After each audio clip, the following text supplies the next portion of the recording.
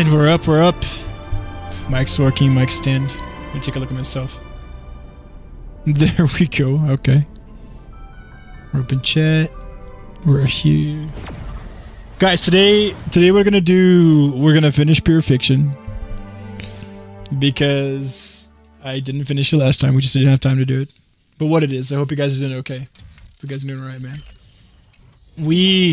There's tons of new shit in Star Rail. We're gonna do... Yo, Skirmish, how's it going, man? Welcome to the chat, dude. I just started stream, dude. What's good? Just started stream. I wanted to start streaming earlier. I don't know how much people we're gonna get today on stream, man. I hope we get some people, some peeps. Yeah.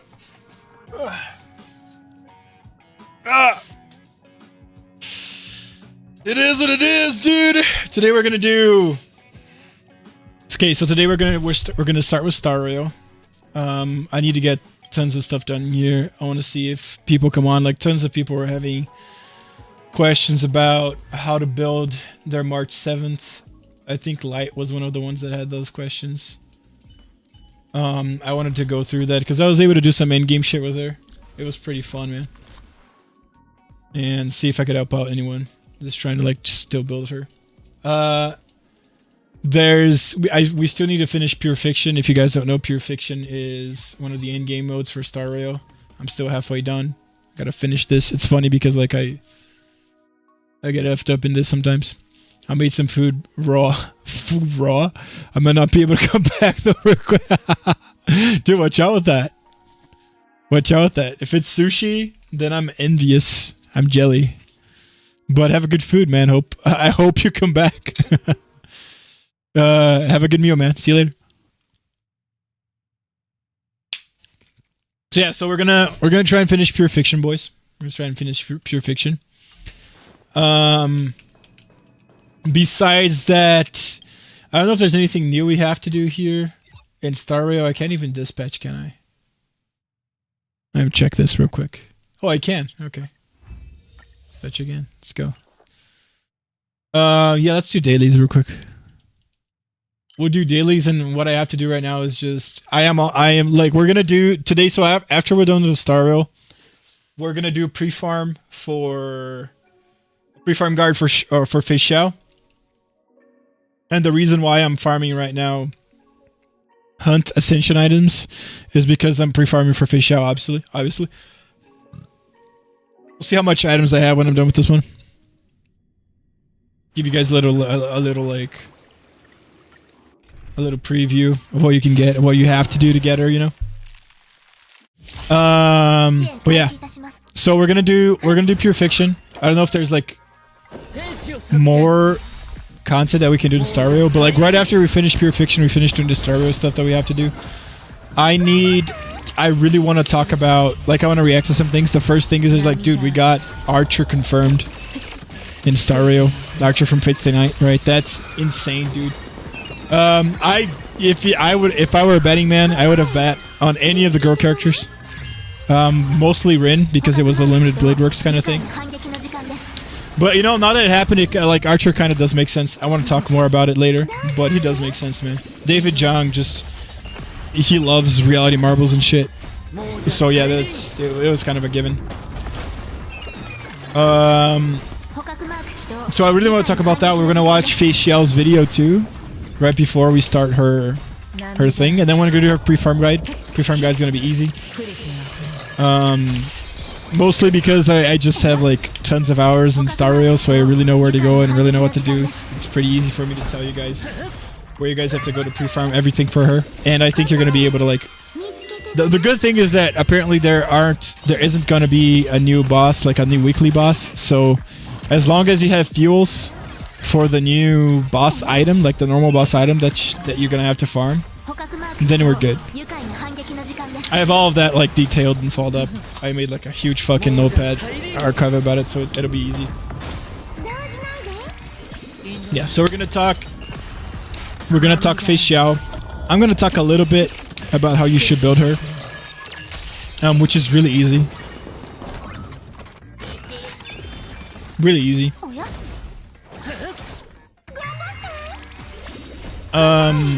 But also, like, you know, if you should pull on her or not. Again, I hate saying this because, like, I am very, very, very pro, like, just pulling for whoever the fuck you want, man. You know? Like, I don't want you guys to be pulling just because the character is good or whatever the fuck. But there are some things to say about that. I'll get into it later. It's like, it's never bad to pull on the limited character that's out, because the limited character is always, is like, you know, 90% of the time going to be the best one doing the thing that they're supposed to do.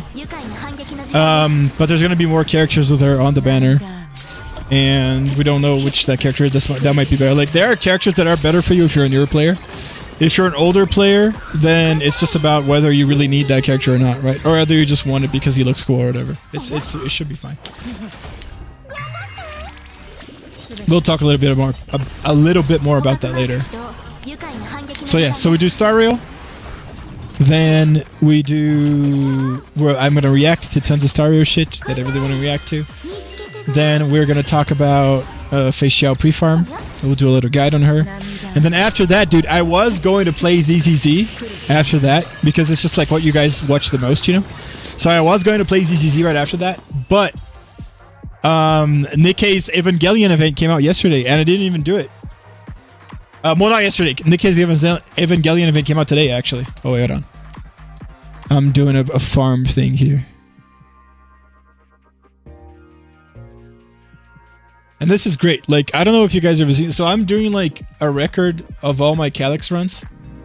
Like, right now I got 067 as far as items goes. Because I want to do, like, an average value of what you get from doing these. I want at least, like, 100 entries in this, so I can get, like, a decent-ish average value of what you get by farming Crimson Calyx. So, like, every time you farm a Crimson Calyx, what's the mean value here?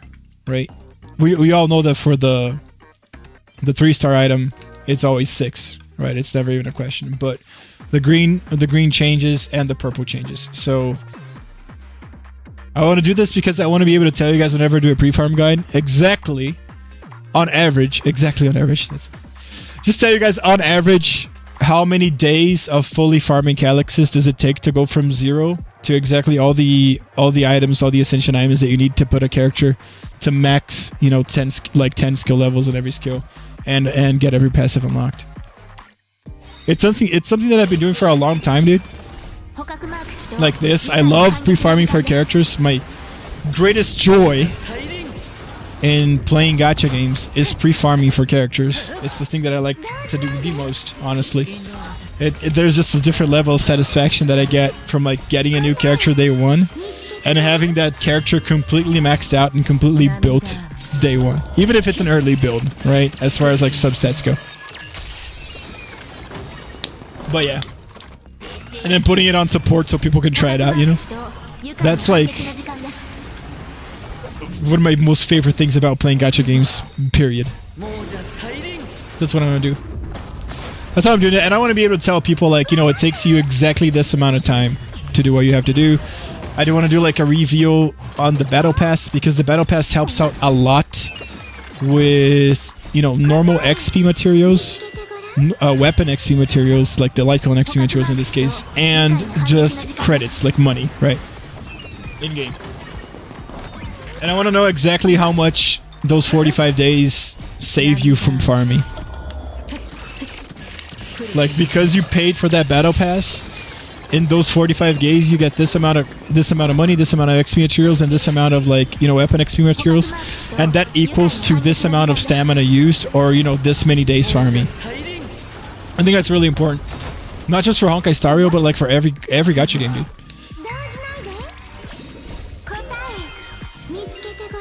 And for pre-farm, it's been insane. Like, I haven't gotten the battle pass for Star Rail twice now, and I am still good on like XP materials for everything, except maybe weapon now. I'm probably gonna have to farm some weapon XP materials before Feixiao comes out, but I don't even know if I'm gonna get her light cone to start with, so we'll see.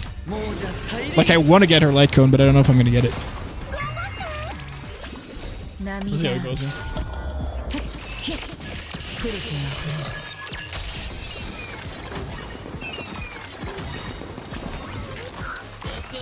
Farming Calyxes, man, it takes forever. I do. Farming Crimson Calyx, though,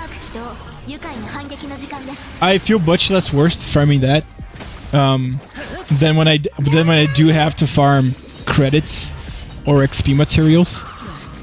Like, it feels like so little comes out of every, like, you know, 6 Calyx run. And like every 60 stamina that I put in that shit, it feels like so few materials come out of, like, both the weapon material, the weapon XP and the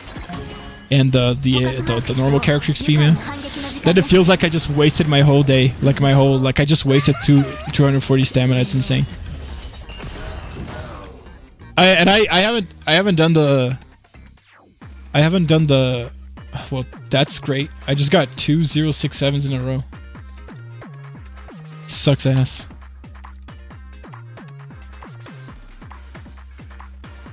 I am doing this at the best level, am I? Right? Yeah, I was. Okay, thank God. It is what it is. Okay, we still got 2 things to farm. Let's get the Gora.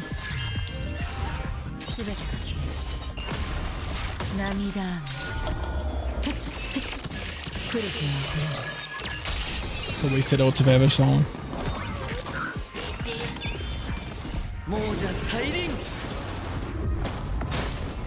You know what? Maybe using Archeron to farm here is actually worse than using Kafka Black Swan, because I'm not using a wind character, and because, like, when those things die, they don't give Acheron energy, because her energy, like, it's counted different, like, you get energy differently, right? So yeah, maybe using her isn't that optimal.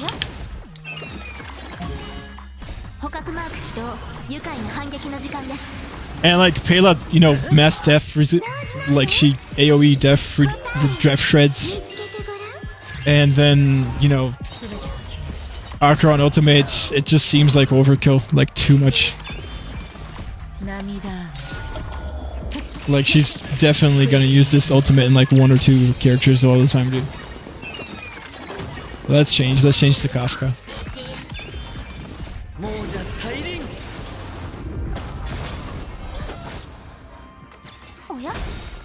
And here it seems that Fushuan would be better, but like I just prefer abundance characters for like farming mindless shit. Because like I don't have Aventurine. Aventurine probably doesn't have that problem at all. But Fushuan kind of does. I feel like my characters just lose too much health. At one point, like from farming so much, they lose a lot of health. I don't want that. So I just put abundance. Like, I just put an abundance guy, and the only abundance guy. Yeah, I think, yeah, Luocha is literally the only abundance character I have that's 5-star. And Fushuan is the only preservation. And the game never lets me forget that those are the only 2 characters I have. My god, dude, if I had, like, Huohuo and Aventurine, if I knew the amount of difference that not having Huohuo and Aventurine would do to me, dude, oh my god. One cool thing that I can say is that, like, dude, Luocha was like one of the first banner rotations ever. Because we got Zele, then Jin Yuan, and then Luocha. So, like, the first, you know, major patch. And I use him to this day, and he still, like, does exactly what he needs to do, man. Like, sure, that there, like, sometimes, you know, Huohuo would be better, and sometimes he just doesn't heal as much as I wanted him to, because he's, like, getting power character or whatever the fuck. But he certainly gets the fucking job done, dude. Holy shit. Like, I have to think a little more when playing him, you know? And there is an amount of, like, when playing Luocha, there's a certain amount of RNG that can just fuck me over, and there's nothing I can do about it. Like, if I'm playing Luocha, man, and the boss just decides he wants to kill someone, and for some reason Luocha's, like, passive is still on cooldown or whatever, then that's just gonna happen. And it's a problem that, like, Aventurine and Fushuan don't really have. But since I don't have Aventurine, I can't use 2 preservations for, like, the distinct teams that you build. It is what it is. And that's what I'm telling you. Like, you know, whenever I use Luocha, and the boss just decides to kill a character, I get reminded that, you know what, I should have pulled for Aventurine. Anywho, those are the dailies, man. Those are the dailies, boys. So we're gonna do Pure Fiction.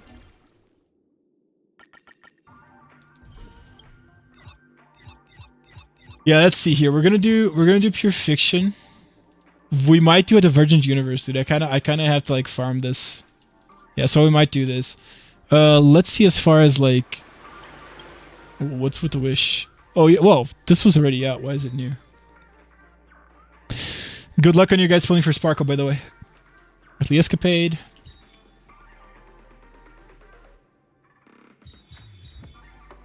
Yep, Foxboy is definitely not for me, guys.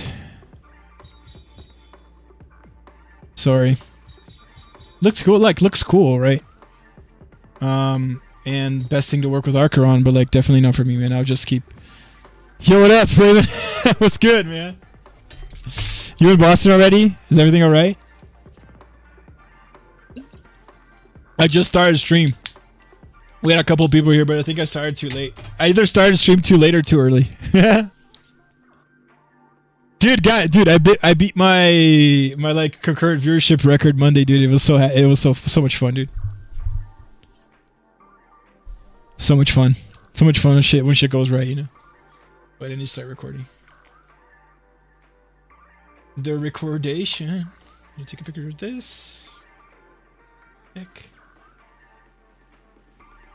And start. There we go. Big W! It's really fun to see like people having fun, you know? And like getting over those 10 concurrent viewers was really cool, dude. It was really fun. I'm glad you're having fun in Boston, dude. Did you guys have fight night yesterday? How was it? Let's see. Like, I don't think we have content to do in Star Rail, so we're just gonna head off. We're just gonna head off to Pure Fiction. Well, there's the Friendship is Magic event with no ponies. I don't get it. What do you call this? Friendship is Magic and there's no ponies. We gotta do this shit, dude. Let's see what it is before we start Pure Fiction. Big W didn't go. Didn't go to fight night? Damn, it sucks. When does school start for you? That's what Foxboy does. Are they gonna give us an Archeron? If they give us an Archeron here, it's gonna be insane. No, they don't. Yeah, I think. Oh yeah, they're not that. They made. Oh no. So we're gonna buff Misha, I guess. What does even pair do? No, I want to know what it does. I mean, he has Nihility. Didn't go to fight night. Heart of Fire deals minor fire. Okay. Deals fire damage to a single enemy and minor fire to a... Oh, it blasts.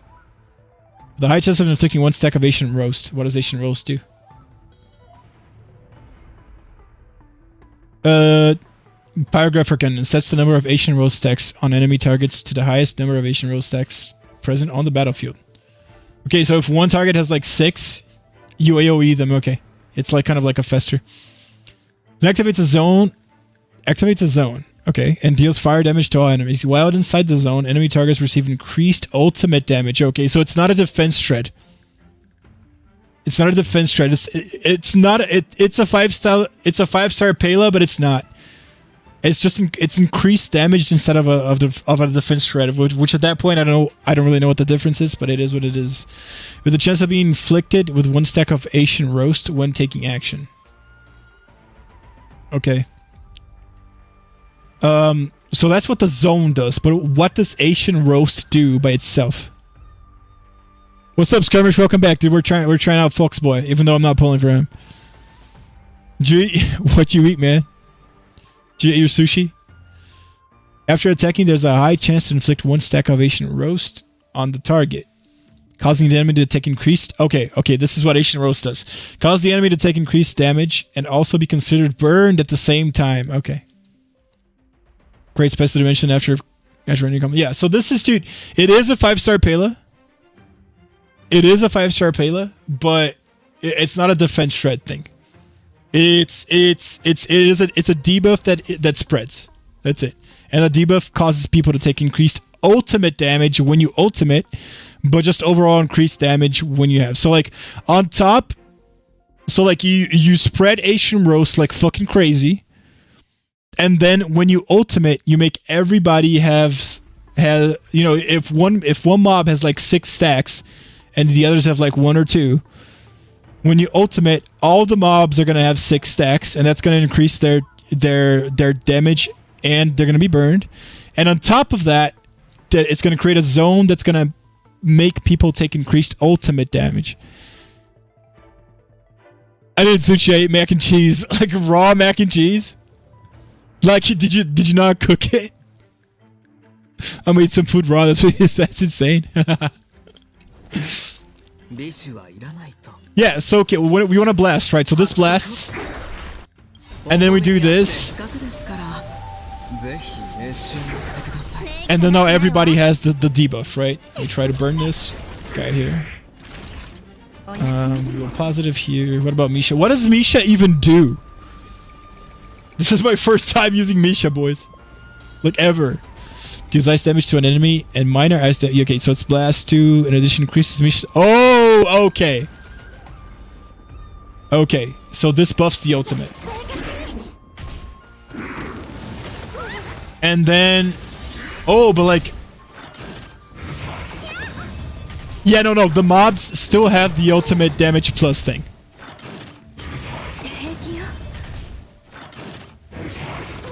Yeah, okay, so now every mob has the ultimate damage up debuff, and every mob has 5 stacks of the thing. Of Asian whatever, like, that's insane. Yo, Light, what's up, man? Got your sparkle? Got your hanabi? Welcome to the chat, dude. Today we're gonna do Honkai Star Rail, we're gonna finish Pure Fiction. And then we're gonna hop on to my Feixiao guide, and we're gonna like react to some videos, okay? Because Archer just got confirmed to this game, and I'm losing my mind about it. Okay, so everybody has 5 stacks. We're gonna put more stacks in this boy. Oh no, so 5 is max. Okay, 5 stacks are max. Let's just hold her. Yeah, so this is the perfect time to ultimate because everybody has 5 stacks. Yeah, I get it. Yeah, it's oh, I didn't know Misha's ultimate got everybody. Yeah, okay. Positive here. We skill here because we want the ultimate to hit more. Let's single attack here, and we're gonna skill with her because everything's gonna go boom, boom, boom, boom, boom. There you go. The ultimate debuff still hasn't gone, so we ulted 2 turns ago. And that was enough for us to get almost our energy back. And the ultimate damage plus debuff still isn't out. So with, I don't know how well built or how many constellations the trial character has, dude. But it seems really easy for you to be able to just keep that full, like, that ultimate damage plus debuff. Just 100% uptime. This is really good. Yep, you can check her out. You're going to be surprised. Okay, I'll check her out. I'll see you in a little bit. But congratulations, though, dude. Congratulations on getting Sparkle. That's awesome. There we go. We want ultimate here because we're going to keep that at 100%.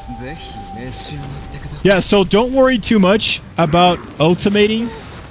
You know, when maybe Archeron doesn't have the ultimate, or whoever you wants to, like, you know, be ultimated. Whoever you want to use the ultimate doesn't have it at the time that you do, because like it seems to like be there forever, man. Because that's what it is, right? Because it's got burn, Asian roast, and that's unremovable, and pyrograph. Oh, pyrographic cannon is unremovable. Yeah, but it can trigger for like for so many times, right? Yeah, so you can just ultimate whenever. Most people play with 2 DPSs anyways. So you're not gonna have like more than 2 people doing like insane amounts of damage on the ultimate, I guess.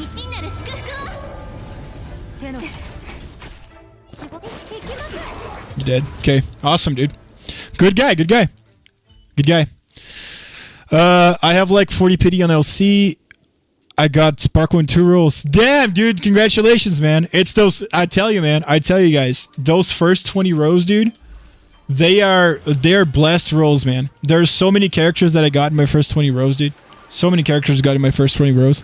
So whenever like you lose a 50-50, never get discouraged. Always keep pulling for at least 20 more pulls, man.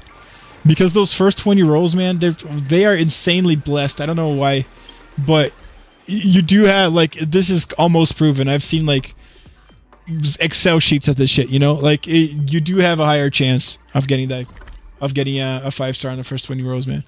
It's not that huge. It's like a 20%, right? But it's not that big. Is this where the yeah, it probably is. Let me check the travel log. Trailblaze, Final. Yeah, it is. Right. Let's check your sparkle. Let's see what you got. Thanks for the credits, by the way, dude. You always use my characters, man. Do I go on friends? Is that where I have to go? I never check my friends' characters like that, man. Is it here? No, I don't want to talk to you. I want to see your characters.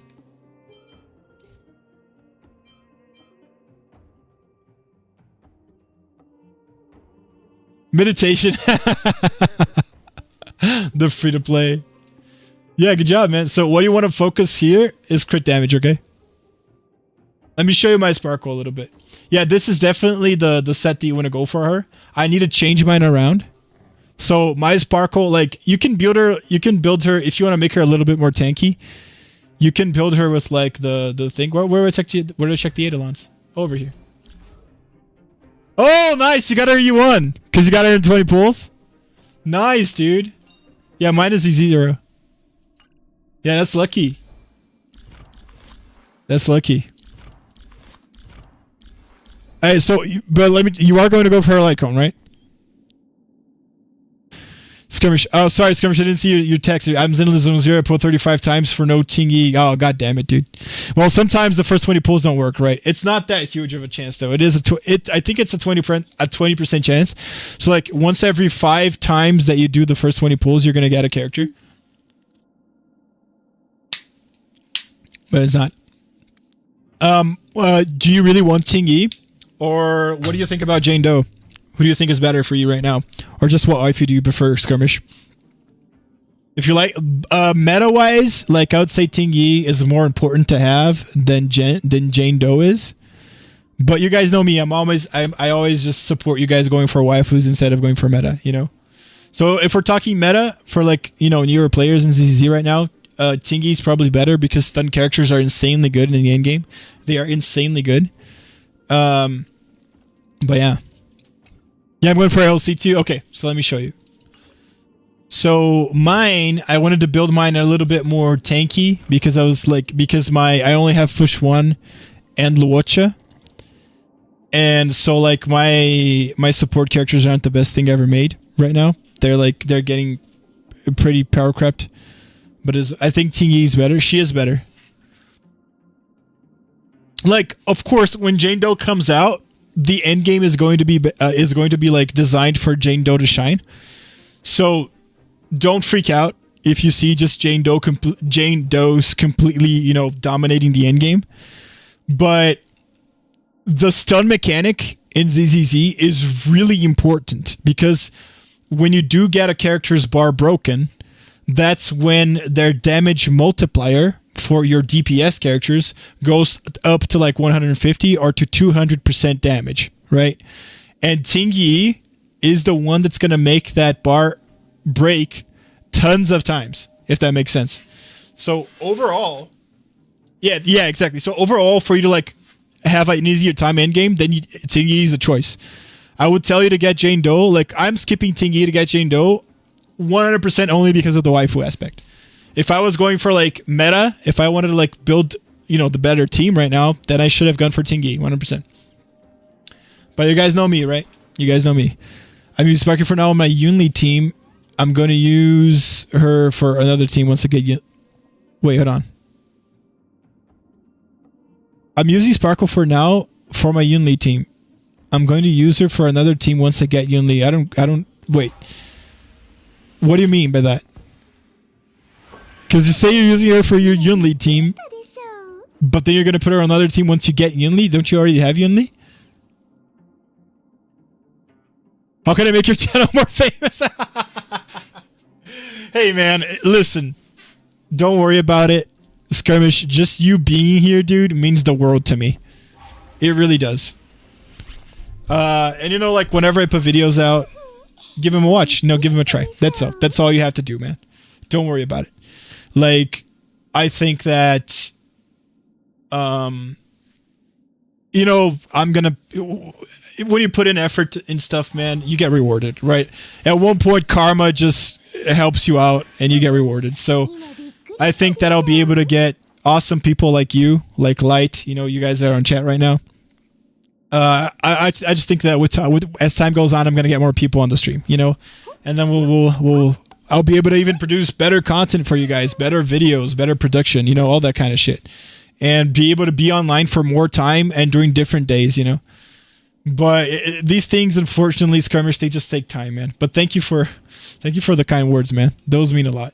Tingyan, okay, that makes sense. Yeah, the problem with, I think I already told you this, Light. I don't want to sound like a broken record, but the problem with Sparkle is that her skill is about bringing characters on the forefront of the timeline, right? It's about pushing them up on the speed line. So, and Yunli doesn't need that. She literally needs 0 speed. So Sparkle is not the best thing to have on her. Like, the crit damage buff is good, sure, but like, there are better things. Like Tingyan's better, you know, for this guy, to use with Yunli specifically. Well, I gotta go now, KTSU. See you next time in your stream. Like, it's later for yeah, no problem, Skirmish. Thank you for coming on, dude. Thank you for coming on. I really appreciate you, man. Have a good night. I hope to see you later, dude. So yeah. So hey, Light. Okay. Very fast. Sparkle guide. Okay, light cone. You're gonna go for a light cone, so I'm not even gonna get into it. Her light cone is the best thing for her, 100%. Right? Yep. Good night. Yes. Thanks, man. Good night, man. See you later. Her traces, you just max them out. Okay, it's worth maxing out. I only haven't maxed out like normal attack, but that's because mono attack. Like, I never use normal attack ever with her, like ever. So don't worry too much about normal attack, but I did max out everything else because I think it's useful, especially in in-game stuff like what do you call it? Apocalyptic Shadow. Yeah, because like you kind of need this boost in HP, man. Sometimes you just need it. Hey Raiden, welcome to the chat, man. How's it going, dude? So fun fact, I went hiking today. I went with one of my best friends, right? I haven't been hiking for like years, dude. Like, I think it's been like 4 years since I went hiking. And right when I was like getting to the mountain, I got a message on my phone saying, yo, Raiden is up, you know, on Twitch. Which is named Poke44 something. I don't remember that. And I wanted to watch you, man. I'm sorry I didn't get to. The reason why was because I was on the fucking mountain. But yeah, but I saw you were online. So like next time you're online, if I'm just at home doing, if I'm just working or at home, I'll hop in, man. Bro hasn't been outside for years, Slimo. Well, I've been outside. I just don't really like. I don't like nature that much, to be honest. I think it's pretty, but like it's not like, oh, I can go out and hang out with friends, right? So like I'm not. I don't want to go to nature to do that, but I guess some people like, you know. Wait, let me change it to here. It's gonna be better for you to see shit.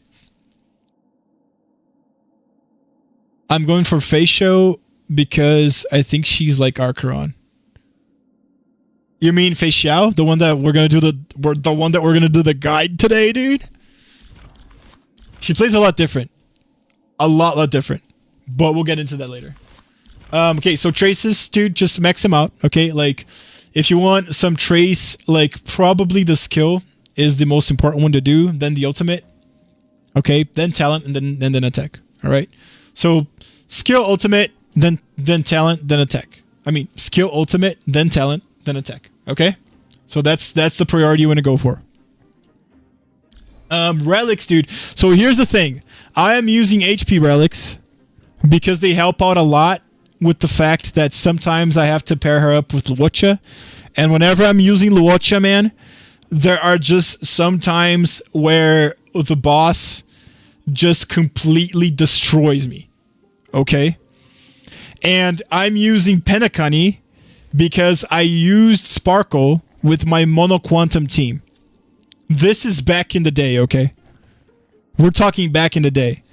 So what would be the best thing for me to do? Okay, so what I should do now with Sparkle is I should change the two pieces I have of Longevous Disciple to Messenger Traversing Hackerspace. Okay? That's what I should do. And I should swap out Penacony for either Broken Keel, which is really good.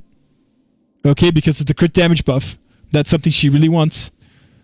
Or maybe Sprightly, something like Von Whack or even Fleet of the Ageless. Okay? So that's what I should do. Broken Keel is the best one. Alright, so yeah, but the problem with Broken Keel is that I need to have effect res on some substats, and that kind of sucks, but it is what it is. So that's what I should do. So what you should do is do 2-piece Broken Keel, but make sure that you get 30% effect res, and you should do 4-piece Messenger Traversing Hackerspace. Okay? The reason why I still haven't changed to Messenger Traversing Hackerspace is because my fucking headpiece has 12% critical damage, and I haven't gotten a better hacker traversing hacker piece that's better than this crit damage wise. Make sense? I can't switch out the arm because I got a 23 crit damage arm, dude. And I have an 18 crit damage speed boot. So it's probably going to be forever. Like, I'm probably never going to switch these, man. Right? And it is what it is, right? So what you want to look out for Sparkle is you want to have in her as much crit damage as possible. You want to have in her at least 134 speed. So mine is suboptimal. Okay, she sucks. You want to have at least 134 speed, but the actual endgame stat that you want for your Sparkle, if you want to like be really hardcore about it, is 160 plus. But it's really hard to get 160 plus. And I can only get that if I am going to go for a 160 plus speed Sparkle, then I can only get that on 4 pieces because this doesn't come with speed, and this is one of the best rolls I've gotten crit damage ever for like a boot, for speed boots. And I'm not switching a 23 crit damage fucking gloves, man. I'm just never switching this probably because crit damage is really important in her, right? So yeah, so I just need to farm for Messenger Traversing Hackerspace with crit damage and speed. Everything, all 4 things here now, I need to farm with crit damage and speed. So yeah. So this is how to build Sparkle, okay? I hope that helps. But this is for endgame, okay? Don't worry too much about that in the place that you're right now, Light. I just wanted to make sure you got this info. I just updated my character showcase on HSR. Could you look at my Yunlin? Yeah, sure.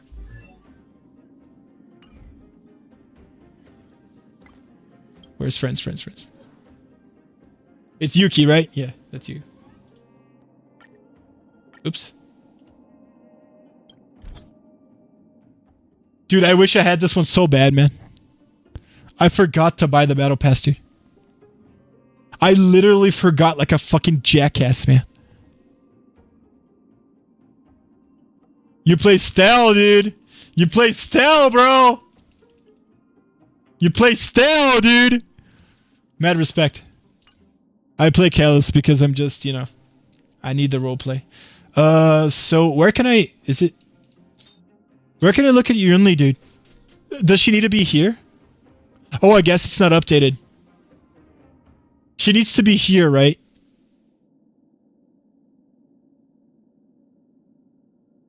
Did you update it right now? Let's go do Pure Fiction. Let's go do pure fiction. Then I'll check you again to see if it updates. Maybe it takes like an hour or something, you know. Then I'll check it. But remind me, okay? Don't let me forget. Don't let me forget. I gotta go. Oh, Light, you're gonna go already? Thanks for coming on, by the way. Hey, Light. Are you gonna be back? Because like, if you're gonna be back, I'll wait for you to be back to do the Feixiao guide, dude. Tell me if you're not gonna be back, then I'll just do the Feixiao guide, right? But if you are going to be back, then I'll wait for you to do the guide. I'll do pure fiction now, and if you're not back by the time I've done pure fiction, then no, I'm not. Oh, that's too bad. Okay. But hey, thanks for coming online though, okay? If you are interested on pre-farming for Feixiao, dude, I'm gonna put out the video on Sunday. So either just watch the VOD, because the VOD is gonna be out tonight, right? So like if you want to watch me on stream talking about how to pre-farm Feixiao, just watch the VOD on my live stream playlist later, and you can like get the info right now, you know. But if not, you can just wait for the video on Sunday, okay? Because you told me you're pulling for Feixiao, right? I think that's gonna help you a lot.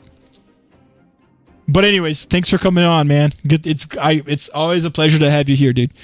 Light, is it better for you if I stream earlier, man? Because tomorrow on Thursday, the stream is on the earlier time, guys. Like every Thursday, I'm doing it at 2 p.m. my time, which is 4 hours before I do it. Like now, you know, like 4 hours before now. Well, now I'm already an hour on stream, so. I want E6 Harmony style, but I'm farming chests bores me. Dude, look at mine. Look at mine. Look at mine. Let me show you mine. So you don't get sad. I play Stel. I only play as dudes if you can date or get hitched. But that's the thing though. I like the role play. Even if like Hoyoverse won't let me fucking, you know, actually romance anybody. Which I think is so stupid by this point, dude. They just should let you do it. But it is like, I'm not saying they have to go like Tower of Fantasy or Snowbreak levels of like, you know, interaction, if you guys got what I'm saying, right? But I do think that it's cool regardless. Anyways, check this out. I got 2, man. Not even 4, which is like when the skills goes up, right? Like, yeah, not even 3 or 4, dude. I got 2. I just never farmed chests. I just never did it. I don't even know. That's something that maybe you can help me out with, Raiden. I don't even know like how much time it takes for those chests to respawn. But it sucks ass. It sucks ass. Good news though is that Firefly is so insanely fucking broken that it never really mattered in any endgame that, you know, my Callus was just E2. Mine's still E2. Well, there you go. There you go. I am living proof. Well, I don't know if you have Firefly, right? But I'm living proof that I don't really need Callus E6, man. Have you built March? I wanted to know because like I built my March crit rate, crit damage, even though her crit damage sucks absolute ass. I put in more attack than crit damage. I don't know how good that is, man. Long story short, I built her crit damage. I built her crit, so I built her as like a follow-up attacker instead of a break effect. I wanted to know if anybody is in the end game that has built her break effect and how she's doing with Kalis, man. Like as like a substitute for Firefly. Yeah, I kind of put the one I have in break effect. So yeah, how do you feel like about Break March? That's an actual question I have because I'm playing her with shit like you know, this guy, I forget his name, Ratio. I'm playing her with Ratio. I'm playing her with my Topaz a lot. But mostly because like Topaz is one of my favorite characters that I never get to use. It's fun. Oh, awesome. Okay. Okay, I was worried that Firefly was just going to outshine, but like I think she's really like, you know, not everybody has Firefly, you know. And I think because the Harmony MC is such a free-to-play friendly unit, I thought it was really cool of the devs to like give you another really good free-to-play unit that just like synergizes well with him, you know? You gotta build a break for that, but it is what it is. I gotta build my Hanya, dude. She's like my favorite character besides Archeron, and like I just never got around to build her because there was always a character that was more important. What kind of a husbando am I, right? Some asshole. Okay, let's go to Pure Fiction. I've wasted you guys' time enough already. Oh no, we gotta do this shit. What is this? Long time no see. How have you been lately? I hope you haven't run into much trouble on your path. I almost met my end in a dream. That's actually true. Actually true. March 7th. Does that have to do with the place called Penacony? Oh, she knows her shit. Damn, Natasha. Okay. Pluto, how's your March, dude? How's your March? Did you finally get your March to max level, max stats, max everything, dude? I kind of need to know. I want everybody to have as much fun as I am with my March, dude. I absolutely love her. Astro Express blast away. I never imagined that the Astro Express had such a function. This Aeon of the Trailblaze that you follow truly has every possibility covered. Ooh, Natasha, I'm sick. Please take care of me. No, Natasha's so insanely hot, dude. I don't want to be a Kuma, I just don't want to. But it, holy fuck. The fact that she has like this beauty mark here, dude. Holy shit. I think I'm one of like the 5 people in the world that actually prefer this Natasha design over her Honkai Impact 3rd design, right? Because the Impact 3rd design is, you know, this gunslinger girl badass, right?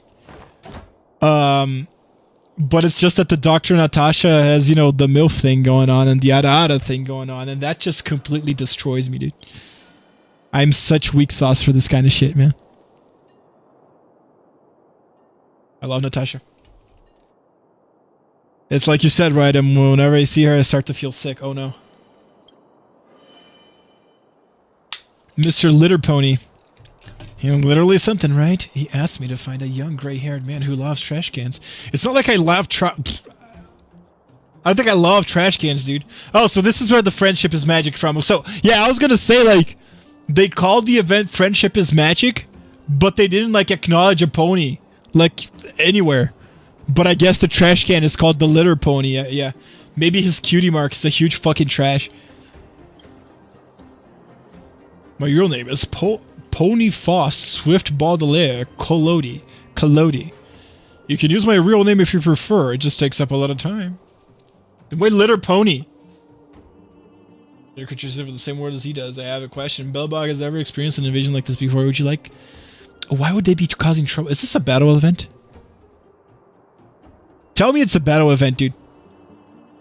These folks are species famous for, well, wanting to make friends. They are ponies, dude. No catch. What goes into the devs' minds, dude? Let's do a trash can event of My Little Pony. I don't understand if it's people who, like, you know, they're referencing My Little Pony and they like My Little Pony, or it's a way of them telling the world that everybody in Hoyoverse thinks that My Little Pony is literally trash. That's what I feel it's like. I'm looking for a guy who really loves trash cans, and then the trash can is called a pony. They're calling people that like My Little Pony people who like trash, dude. This is like an indirect jab. It is what it is. Yeah, can't we do it? But less childish. Calling me childish. Children are the only ones who like the grimdark, brutal, and horrible stories. It's adults who like love and magic. If you say no, do you know what might happen to your friends? Dude, this is totally a brony speech, man. This is totally a brony speech. It's like that joke of My Little Pony Friendship is Magic, right? Where you have, like, you know, actual audience, 10-year-old girls, and then, like, no, intended audience, 10-year-old girls, like, but actual audience, like, fucking 40-year-old neckbeards watching My Little Pony. That was a weird time in my life, man. Just a weird time in the internet, like when bronies were fucking insanely huge. Do you guys remember that? Maybe you guys are too young for that. I saw something on social media and I'm like, no fucking way. I thought it was a troll post. So I got on my Xbox and checked and like, holy crap, it's true. What? What did you see? Now I'm worried. Do you want me to react to it? So I was supposed to use this magic of friendship. Part of a strong friendship, build about friends. After I have no friends. Well, damn. So react to the place strongest magic of friendship in citrus and avatar that location. Okay, so it's not a battle thing. Once you are successful. What is this event, dude? What is this? In the Tribute Friendship's magic event, you fell litter pony. Yeah, the trash. Yeah, we get it. You guys hate My Little Pony. Find the clones of the litter pony scattered all over and join hands towards defeating the enemies. Okay, so it is a battle event, kind of. Okay. Genshin coming to Xbox on the 20th. Oh, congrats! Congrats, man! Do you prefer playing these games on console? I've played Genshin Impact, so there was a time, like especially when Genshin came out, where my computer just sucked absolute fucking ass. And you know, Genshin came out on PS5. So I played Genshin on PS5 for a good like year and a half. A good year and a half. And I think Genshin Impact looks absolutely stunning on the PS5, man. But it is cool to see like not just it's cool to see not just something, you know, something that we love like a gacha game, you know, going to Xbox. But it's just cool to see more Eastern shit on Xbox, you know, dude. Like I never wanted or never felt the need to buy an Xbox in my life because the main single player series that I play are either on PC or they are PlayStation exclusive. Right? So I never do it. I mainly play on PS4 and then got a PS5. Yeah, no, I think these Hoyoverse games, they look really fucking good and they run really smoothly on the PS5, man. I think it's a really good place to play them. And I think like just getting them on more systems and stuff is just better. It's better for everybody because you get more people to play. It's easier on people. Like owning an Xbox or a PS5 is much cheaper than owning a PC, like a fully gaming PC, you know. Or like it can even be better because like not many people have like tons of space in their phones. So like maybe you are a Hoyoverse fan and you want to play Genshin Impact and you want to play Honkai Star Rail and you want to play ZZZ and maybe you play Wuthering Waves on top of that. Maybe you like some other gacha games, you know, like Feixiao that's only on phones. And who has, realistically speaking, who has the fucking storage on their phone to play all of the above? Right? And maybe you like playing all of the fucking above, right? Like what us here, you know? So I think it's really good to see these release in console. And I will tell you something that I think is weird though. Getting Genshin on Xbox means more revenue. Yeah, I think it's best for everybody because I think it does mean more revenue for them, especially if I were Phil Spencer, I would close out a deal with Genshin Impact for like, you know, if I pay for Xbox Live, then you give me monthly goodies on Genshin Impact 2. Right? If I were Phil Spencer, I would do that. Because think with me, right? Let's say that you have the option of playing Genshin Impact on your PS5, on your PC, and on the Xbox. Right? Most people that own an Xbox already own the Live Pass. Right? I'm not wrong on that. Right? And if if you gave people some goodies, let's say like, I don't know, man, it does like, you know, Hoyo First doesn't give out stuff. I understand. But gave just like, I don't know, dude, 300 Primo Gems a month, some XP and credits, you know, shit like that, just for playing on Xbox and having an active live, an active Xbox Live subscription, then, dude, I am 100% tons of people would play on Xbox because they were just going to get more stuff out of it, right? So if I were him, I'd do that on top of, you know, getting more players into to play the game just because it's on a new console now, right? Anyway, that's my 2 cents. Remember, some people like just to stick with Xbox, and I got a PlayStation. Yeah, exactly. So, and sometimes, like, you don't have the money, or you're just console wars, right? Sometimes it's a console war thing. People just like Xbox better, and they just don't want PlayStation. And guess what? Now you can play, you know? And that's more people playing. I agree with that. The thing is that, like, if I were Xbox, man, I would try to work with Hoyoverse, you know, a little incentive to get people on. And I think it would do wonders for them. And I think it would get tons of new players, too, for the game. What am I supposed to fucking do? The magician can use their skill to summon up to 5 minicans. After summoning 5 minicans, using the skill will cause minicans to launch up a follow-up attack. After the magician uses their ultimate, minicans do friendship damage. Okay, so I need to use Destro. All that. Okay. Okay, no, not much of a choice. Right, let's start. Like on PlayStation, if you have PS Plus, you get goodies on every patch. Yes, something like that, dude. Something like that. It can be every patch or like every month. I don't know, you know. But I completely agree. All right, so just that's it. Oh, okay, there we go.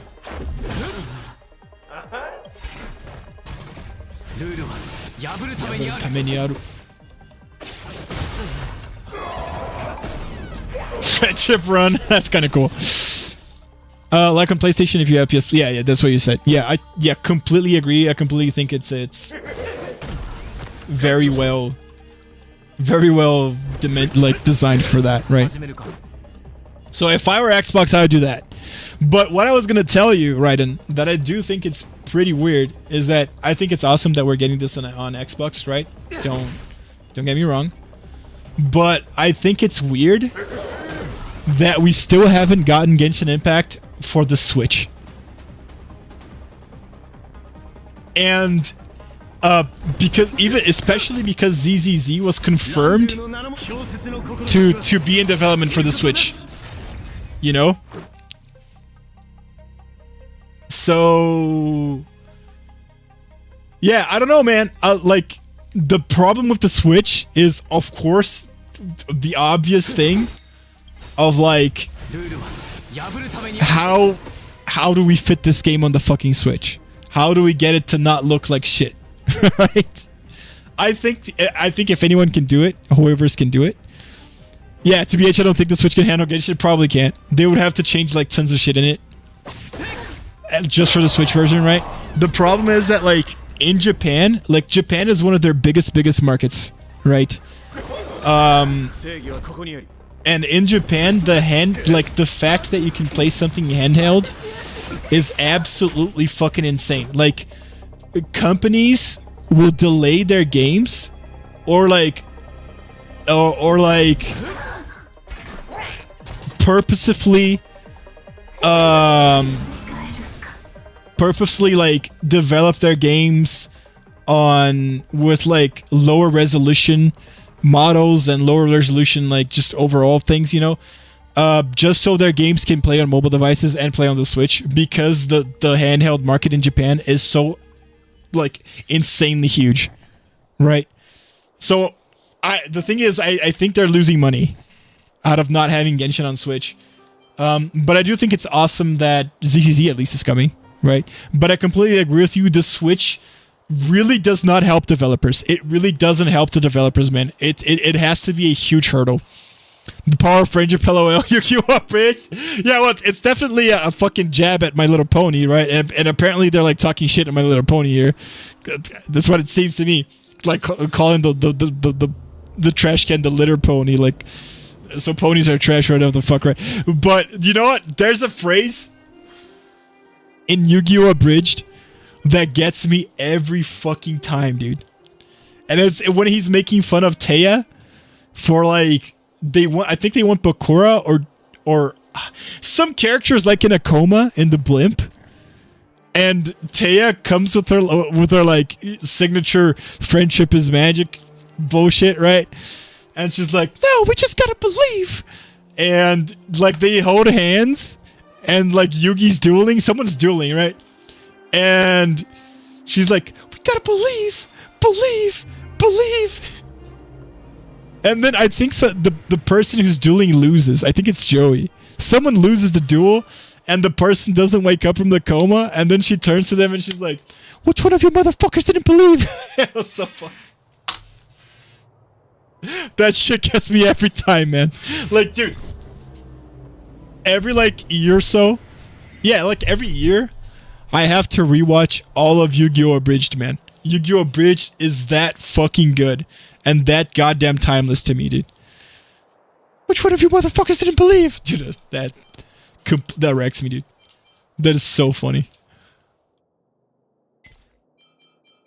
Little Karibo manages to make like the most, not stupid, but the most like, you know, unimportant characters become fucking funny and well loved. Even though, like, in the anime, they're just there. They really don't matter at all. It's insane, man. Little Karibo is a fucking genius comedy writer, man. I'm just gonna say it. Gotta break these guys. I should break this guy. Because we get more trash cans then. Yabureru tame ni aru.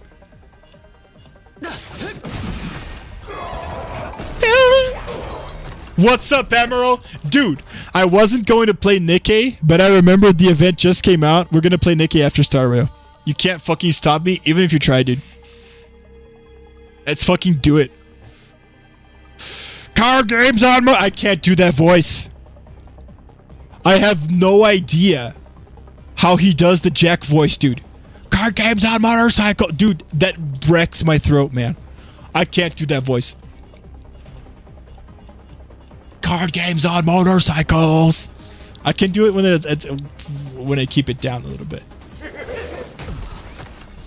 That's dude. That video of him, like, no joke. It's what, a 2-minute video, dude, where he abridges the trailer for the Yu-Gi-Oh!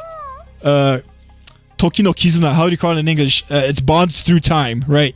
It's the movie where we have Yugi, Yusei, and Jaden, right?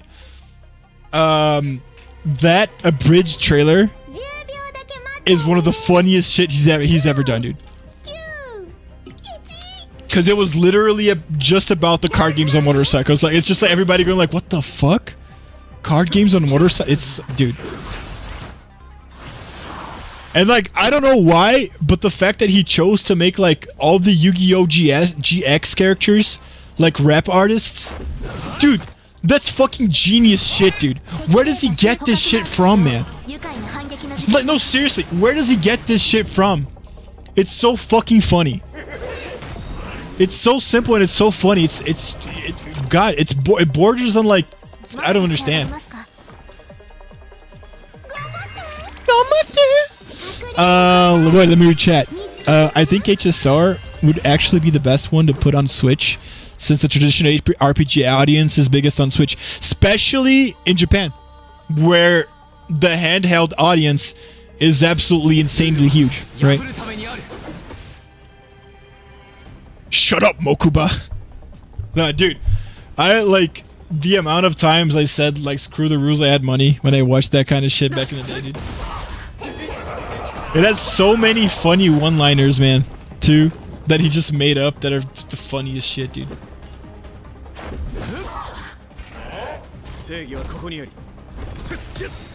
Ooh, I want shields. Shut up, Mokuba. Go, Obelisk. Kill this weird freaking zebra thing. It's freaking me out.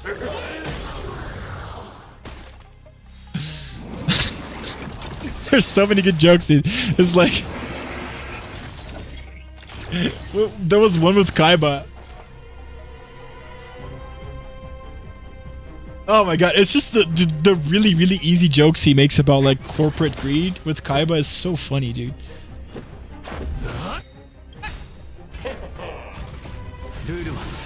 Fire him. Kaiba boy. Ooh, I'm so ambiguously camp. His rendition of Pegasus, dude. Like when I watched Yu-Gi-Oh! Bridge like the first time, dude, he impersonated Pegasus so fucking well that I thought it was literally like some other guy with him making Pegasus' voice, right? But it's still little Karibo, dude. It's insane. He's one guy of many fucking talents, man. I'll tell you that. Brooklyn Rage. Stop trying to make Brooklyn Rage happen, Wheeler. You look like a fucking kid.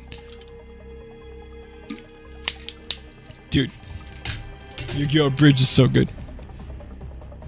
Genshin is coming to Xbox. Hope it's easy. Yeah, no, we were talking about that. We were, Raiden brought that up. And I was like, dude, it's awesome what they're doing. Just bringing it to more places, you know. I was saying that if I were Xbox, I would try to throw in some goodies, you know, some little 300 Primo Gems, little XP materials, something like that, for people that have Xbox Live, to try and get people to play on Xbox, you know. Like, because the good thing about it is that you're gonna get people who don't own a PlayStation and you know, they don't have a good PC, to actually, you know, give Genshin a try if they do have an Xbox, right? I think that is more people than we would think, right? That are in that position. But even if you have the option of playing in the multiple places, most people that own an Xbox already pay for the fucking Xbox Live anyways. So I think it would be really cool if, like, they would just give you something for having Xbox Live and playing Genshin, right? Because it's what Raiden said. Like, PS Plus gives you a little bit of like some stuff every major patch, right? So I think it'd be cool. They will give Game Pass subscribers free. Yeah, no, yeah, that's really smart. Yeah, they'll probably. Yeah, I think that's what they need to do, right? If they don't do that, it's going to be such a wasted opportunity. Oh, I thought you were going to kill... Oh, there you go. He's dead. Let's go shield. Yo, I kind of think Gepard's ultimate is pretty fucking hype. Should I skill here? Nah.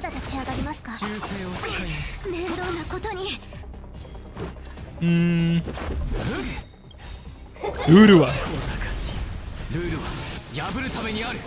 I think it's been over 8 months that I haven't used Destro MC, dude. And I'm kind of glad they made me use him on the event, because I kind of miss him. Even though, you know, he's just not that good.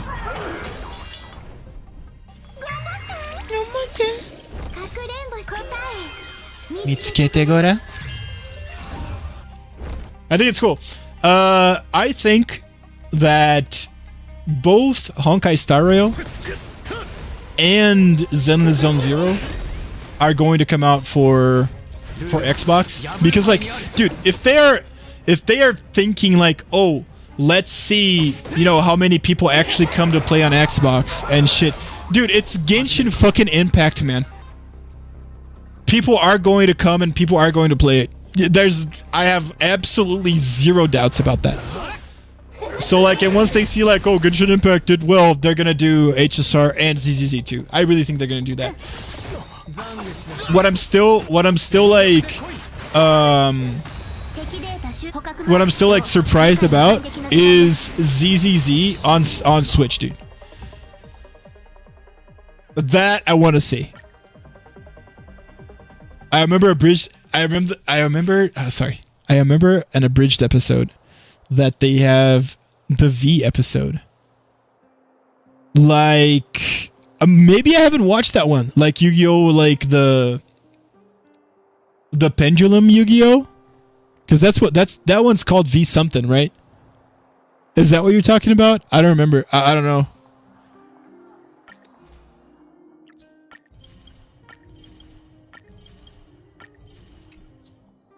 All right, did we clear day one? We cleared day one. Okay. Yeah, okay. Pure Fiction. Pure Fiction. We're up to Pure Fiction. Go. We're gonna do Pure Fiction, then we're gonna do Feixiao guide, okay? Feixiao. Feixiao. Hey, Emerald, by the way, dude. You tried out Nikke yet? Did you pull on our Evangelion waifus? We're gonna see that today. We're gonna see it tonight. Pure Fiction. Where the fuck is Pure Fiction? The Switch is just way too weak. Phones today are way stronger than the old Switch. They are. The Switch. The thing that I was saying about the Switch, man, is that the handheld market in Japan is absolutely insane. And they have tons and tons of people that, you know, prefer playing things handheld. And, you know, they might not want to play it on the phone because maybe, you know, it's kind of hard for you to, like, have all that storage on the phone, right? Especially for playing something like Genshin Impact or even ZZZ. The thing about not having it on Switch is losing them a ton of people. I'm 100% sure of that. But the problem is that the Switch doesn't help the developers, right? It's such an outdated piece of tech, dude. Like, it's a console from 2017, man. Even earlier, isn't it? Maybe 2016. Dude, it's a console that's almost 10 years old, man. It's really, really hard for you to optimize something to work on that thing, dude. You guys gotta agree with me, right?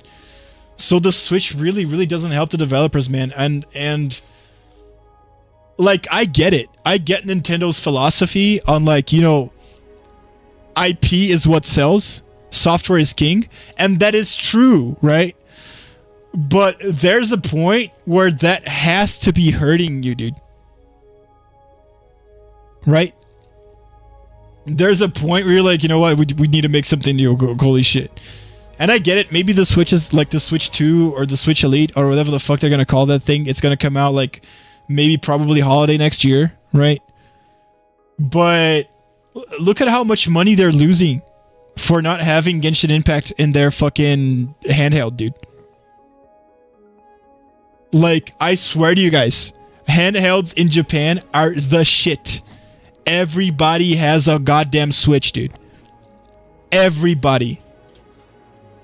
And they are losing on a part of Genshin money. Not just Genshin, but, like, you know, Chinese gacha games. They are losing completely on this insanely huge market because of the Switch, dude. And it's insane to me that they're going to be able to do something with ZZZ on that console, man. And if it looks like shit, I'm not going to be surprised. The problem is that, like, I think... Not the problem. The solution is something I think either Raiden or Emerald said that on the chat. Like, they're probably going to cloud game ZZZ. That's a good solution. I don't know how much I would like the delay because it's an action game. I would probably get pissed and not play it on the Switch anyways. Because the delay, even though it might be a small delay, it probably would fuck me up. It's an action game, dude. You know, if it's Star Rail, then fine. I don't care about delay on Star Rail, right? But on ZZZ, man, I don't know. Even Genshin must be bad. if you're gonna do that, right? But I don't know, man. We'll see. I would prefer that they tone down the graphics a lot and make everything low res for the ZZZ version of Switch than cloud game it. But it is a solution. Not gonna say it's not a solution. What are we gonna bring here, guys?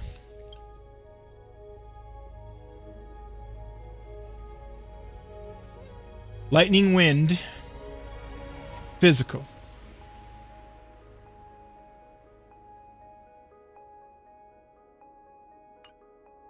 We can try a Yinli teen. I don't know if it's going to work that well, but we can try one.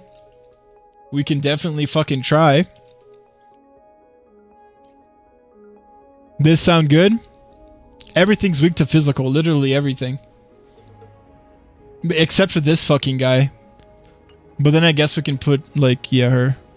When enemy targets shatter are defeated, increase damage to my ultimate. And this is probably good. Because of Yinli. We'll see. We'll see how it works. Power-wise, the Switch is between PS3 and PS4. Isn't that insane to say? I completely agree, by the way. I think it's a very, very good comparison. The thing is, like, when did the PS3 come out?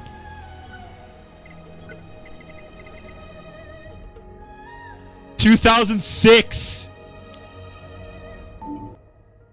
2006, dude. And the PS4 came out, what? 2013? So that's what is insane to me, right? Again, software is king. Okay? Software is indeed fucking king. I agree with that. But isn't it insane that a console from 2017, specs-wise, is equal to somewhere in between a console from 2006 and 2013? Two consoles that predate it? When did the Switch come out? Am I talking out of my ass, dude? Switch release.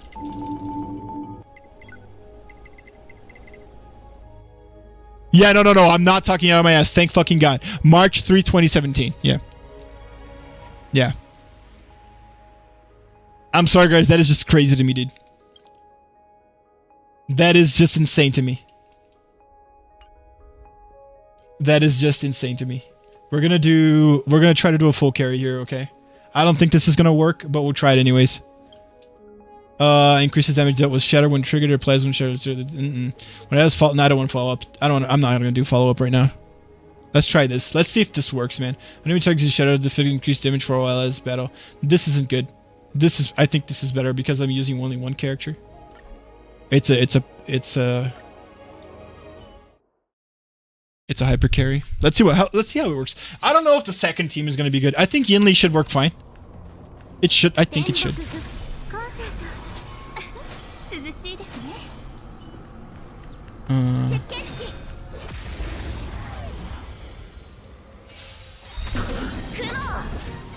I've always, like, the thing what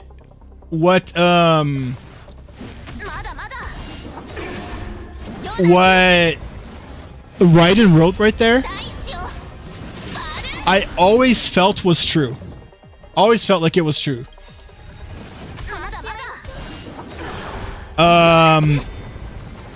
Yeah, attack me. There you go. I always felt like it was true, but it only dawned on me right now that the Switch, dude, is like worse. Not worse, but it is comparable between two consoles that predate it, dude. Like PS4 predated by what, like 4 years, man? That's insane shit. I need a defense shield here.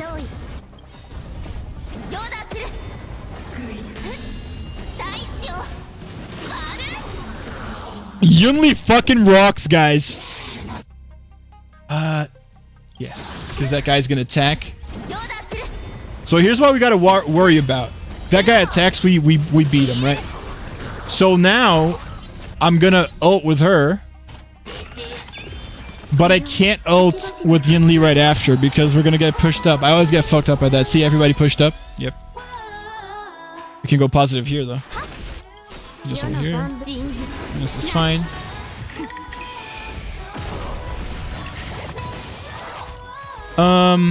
Yeah. That breaks. Can we go skill here? Yeah, we can. That dog going to attack? Did it have HP? No, it didn't. Okay, now I can. Because the trash can is going to attack.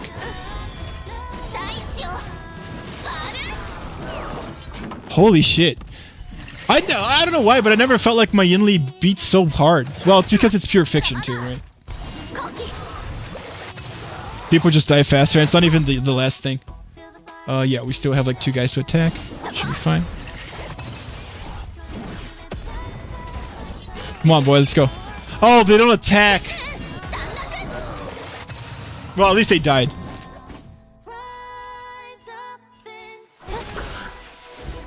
Whoa. Conan? Oh. Conan. Oh, Conan JPV. No. Dude, we're gonna talk about that. So you're talking about Conan from Naruto, right? Is her name Conan? No, hold on. Are you talking about that one? Because it's the same voice actress for like Bayonetta.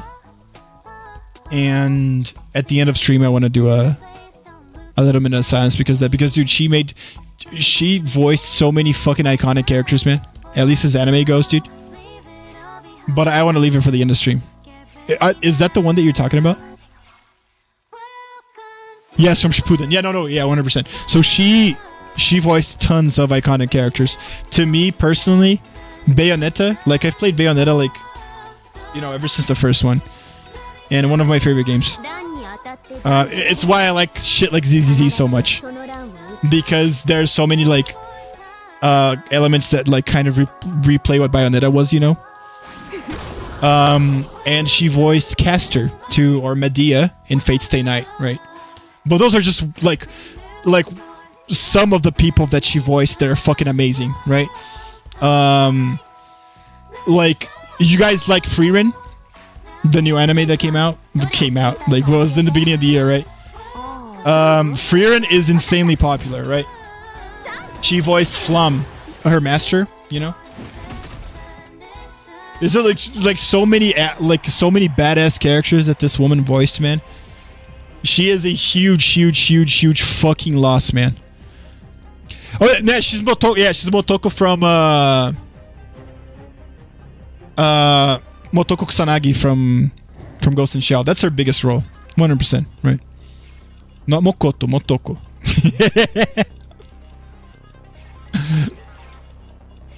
No, she had like so many. She's one huge fucking loss, dude, for the voice acting scene in Japan, man.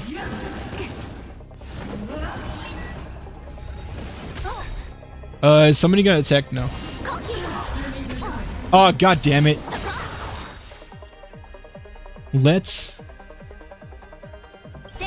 do this on, yeah. Because we give her power up, even though it doesn't fill.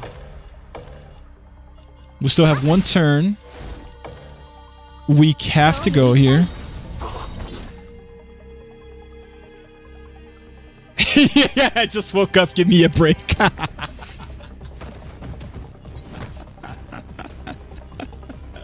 I'm sorry, man. I don't mean it the wrong way. I didn't mean to like chastise you for it. Let me think, dudes. Let me think. Yeah. So Robin. We should skill here. We don't really need to, but then we're gonna lose the ult. But if we don't skill here, then no. If I skill here, yeah, we'll skill. Because then we ult. Then we buff.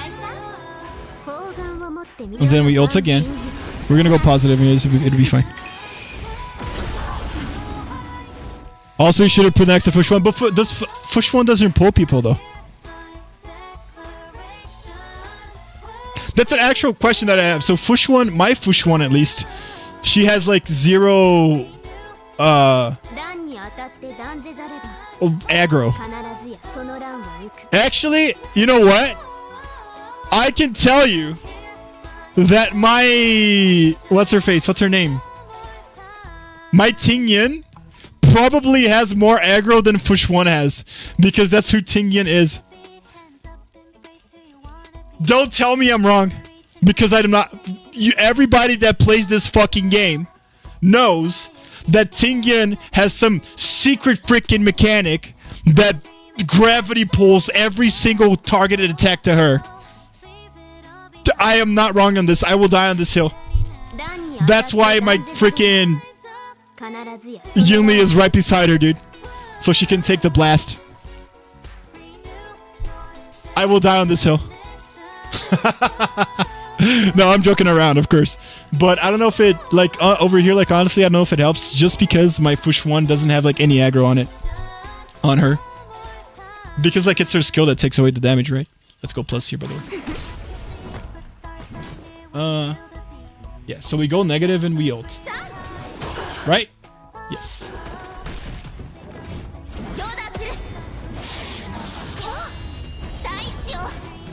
See?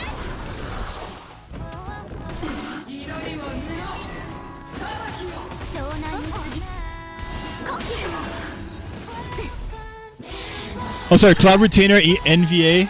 Wait, hold on. Let me see. Is that thing gonna die? No.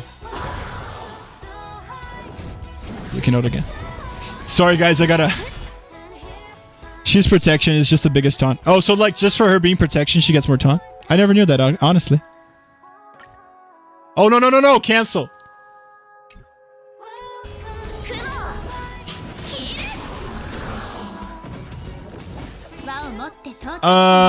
What about here? We attack, then we immediately ult. Oh, fuck! I didn't get the ult. That is what it is. That's bullshit, dude. That's bullshit.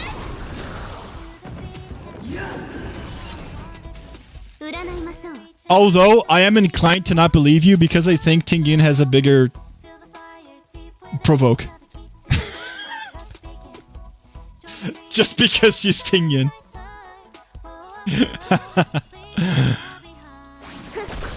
I should have just looked at it.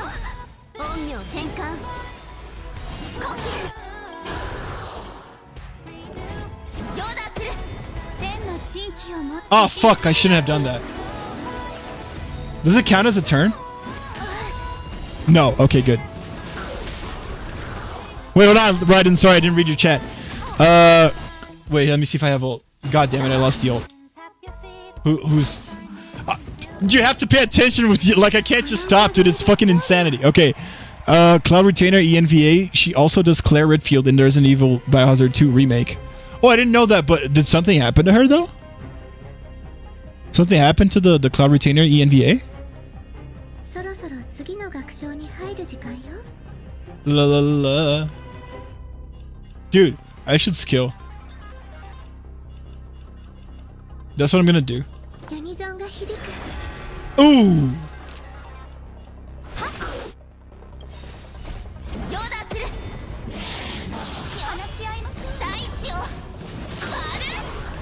Oh, nothing happened to her? Okay, it was just like a curiosity thing. Okay. Dude, Yinlin worked so fucking well. That's insane. Now I can, like, this Hyper Carrier Genty team here, right here, can just, like, eat shit if it wants to, man. Because Yinli just did 40k. Again, we're not in the last one, but I think it's still cool. Oh yeah, the past classes have a natural taunt value. Protection Destro, support, yeah, okay. Yeah, so I think you're 100%, so I didn't know that, that's really cool to know. That's, you know, the more you know. That's really cool, thanks Bidiba. But I do think you're wrong in that. I think the value of taunt is Ting Yin, then protection, destruction, support, and 100 addition. Yeah, that's exactly what you said. There you go. There you go. There you go. There you go. Ting Yin, she's a thing on her own. Yeah. No. Now you are pristinely correct. Now you are pristinely correct. Yes. Hyper carry. Mamorinuk.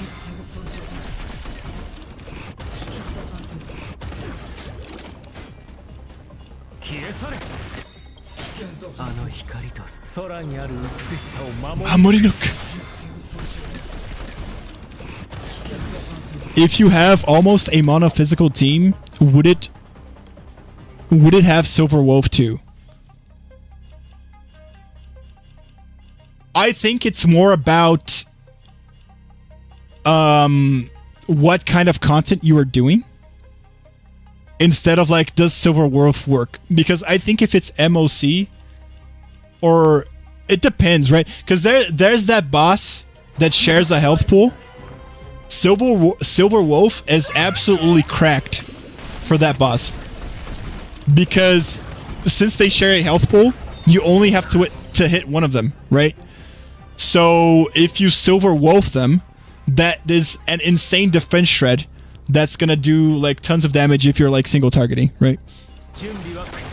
So that's why she's so good in that kind of scenario. It's about the scenario. It's whether you need a single target defense shred or whether you need a multi-targeted defense shred, right? It also depends on like who are you using. Because if you're using as a main DPS, if you're using Buthill, then Buthill doesn't really need Silver Wolf now, does he? Because he can't just apply physical weakness to everybody. Does that make sense? And like, it really depends on who you're using. If you're using Yin Li or Argenti like I just did, like, is the single target defense shred and the application of the physical weakness, is it worth it for like Yin Li and Argenti? Probably not. A Pela is probably better at that point. Would you guys not agree? I do think Silver Wolf has very, like, where Silver Wolf, where her niche is, which is a single target huge defense shred, then there's nothing better than her, honestly. And you can use anything you want. You can use like mono teams, right? We called them back in the day when Silver Wolf came out. We called them the Fox teams or the faux teams, right? The fake teams. And they were really good for the time, right? But it is what it is. Right, and I hope that helps, man. I hope that helps. The thing is that Silver Wolf used to be an absolute unit, right? It's just that the content is so hell-bent on making you kill many monsters at once instead of only one, that it's kind of hard for you to find a place where she truly shines today. But let's say, like, you know, let's talk about that boss, the boss that shares the health pool, right? If you made a team with like a dual DPS team, something like Buthill and Argenti or Buthill and Yin Li, right? And you put Silver Wolf and then you put like Natasha, because you want only to like, you want to have the max chance of, you know, putting in a defense weak, a physical weakness thing, right? And you're against that boss, which you only kind of need to apply to the defense shred for one and able to count as like a fully grouped defense shred thing. Then she is absolutely fucking cracked and insane. She is. She really is. But it's the same thing with Seele, but to a lesser extent, right? Seele is completely fucking dead in the metagame because the endgame content doesn't let her do what she's supposed to do, which is like quickly kill the small mobs and then do a huge fucking hit on the main mob, right? Because the small mobs are too strong. They don't die in one hit anymore from Seele, right? So again, it's not that it's a bad character. It's that the endgame content just isn't based off that character anymore. So people stop using them, you know? I'm sorry if I took like a roundabout way to explain that. I hope it helps, man. If you still have like some questions about Silver Wolf, we can talk about it. Just put them in chat. I'll talk about it. Don't worry about it. I have 122 pulls and I'm pulling on Sparkle right now. Wish me luck. Hell, dude, 122, you're good. That's a pity. That's your 50-50, boy. You'll get her, dude. You'll get her. You'll get her. Let me give him a crit buff, shall we? And then an ultimate, why not?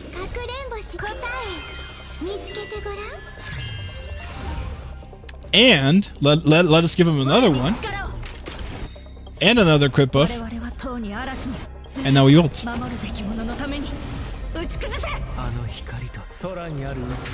Mamorinuk. Bro, I spent 30k on pulls on Nikke, only 2 SSRs, and none of them are the limited collab. Bruce is somewhere in the chat. I gotta kick him, hold on.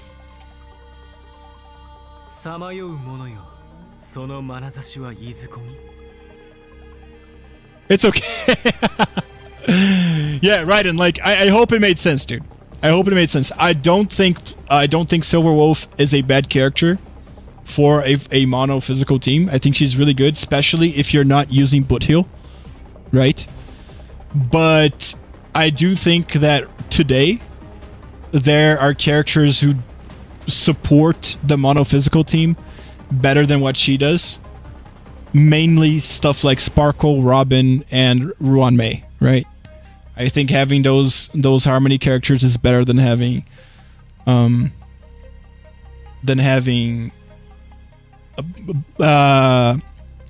Silver Wolf. And because you got so many characters that you need to hit, there's always so many mobs. Stuff like Pela, or obviously the new Foxboy that is just out right now, they are going to be absolutely insane to buff overall AoE damage. It's not just like he's the best guy to pair up with Archeron 100%, right? But the Foxboy is really good for just amping up overall AoE damage to the point where I would say, like, you know, it's almost like he has an AoE, like it's almost like, you know, Silver Wolf's ultimate is a single targeted defense shred. His skill debuff combined with his ultimate is almost like the game is giving you a AoE Silver Wolf ultimate on this one guy. If that's not fucking power creep, then I don't know what is, man. Which is sad because Silver Wolf is one of the coolest characters in the game, right? And it's power creep, dude. I think that sucks, but it is what it is. It's just a gacha game thing, honestly. That's Bruce's fault. Yeah, Emerald, I just kicked Bruce out of my life. I deleted him from everything right now, so you should be good on your next pulls, dude. I just don't want you to get fucked because of me, dude. You guys should have told me he's in chat. No, he wasn't in the chat. I'm just pulling your leg. He wasn't in the chat. Which is too bad, because if he was, at least there was something that you could like fucking, you know, put the fault on, right? Because he's a fucking asshole. I hate Bruce, dude. What kind of a person steals people's luck, man? 30 pulls and I got 3 Gnaifens, which is the 4-star I wanted, so for the most of this banner. Oh, that's good then. That's the thing. He will be lurking in chat just to fuck with us. Yeah, I'm kind of afraid of that, honestly. I am honestly kind of afraid of that on that. Like legit. I want my ult, thanks. Mamorinuk. Got Himeko. Well, what pull though? 40th pull? Or 90th pull? Come on, don't leave me in the fucking blank here, Pluto. God damn it. Himeko isn't bad. She's really good for this. 80th? God damn it. How many pulls left?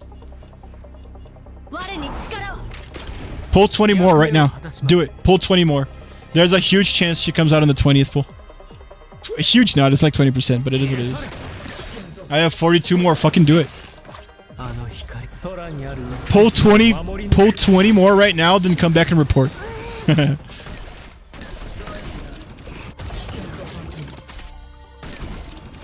Do it.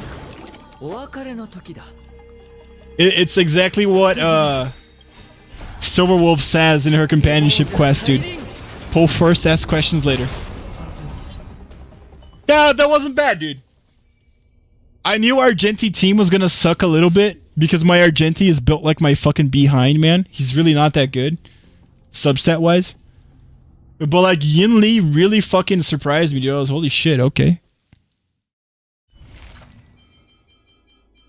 All right, boys. Now here it is, dude. Here it is, boys. I have a harder time with this shit than I have with Apocalyptic Shadow. You guys fucking better believe me, dude. Oh, we're doing Yin Lee here too, man. I don't care. I think she works out. There we go. What about you?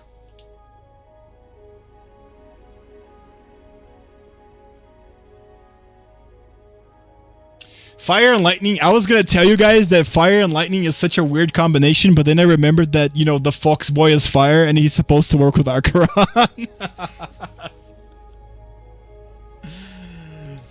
Oh boy, here's the game fucking me over for not pulling Fun Fox Boy. That was expected, honestly. Well, that was expected. What should I do here, man?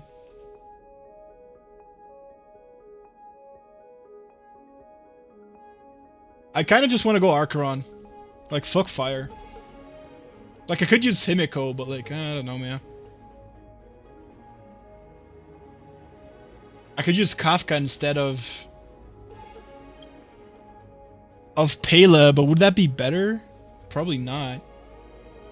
Because my Acheron's E2. Let's see. Let's see what happens. Because, like, there's no follow-up unit for Lightning, dude. If there was, then I would try to do, like, a Topaz thing, right? But, nothing.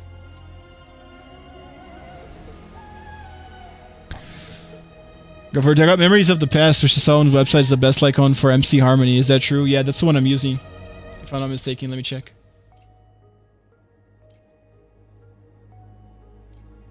How do I check my fucking character, man? Wait, hold, yeah, character details. There you go.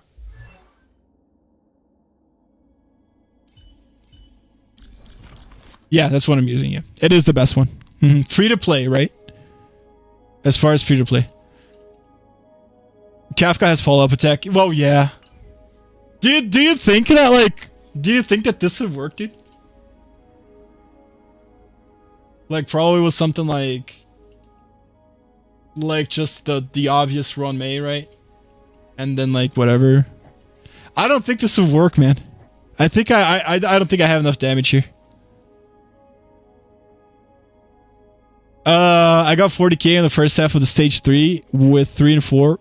Yin Lee. Oh, hell yeah, dude. No, but with stage 3, that's what I got too. I don't know about this one. I don't know if I'm gonna get 40k here, but I think it should do fine. Nah.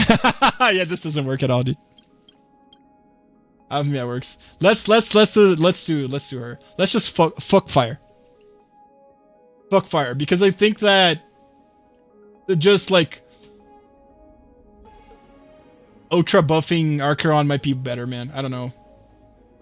Let's see how it goes. So we're gonna do Acheron, Pela, yeah.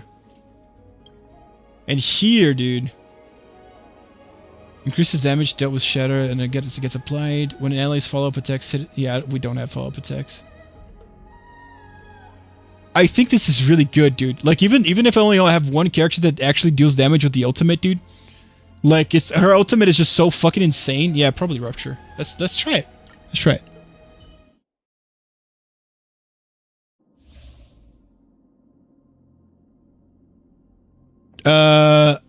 I got a D-Wife or Maid Privity. If I got a D-Wife or Maid Privity, I would have been happy, but I got a Vestie and a Harem. Thanks, Bruce.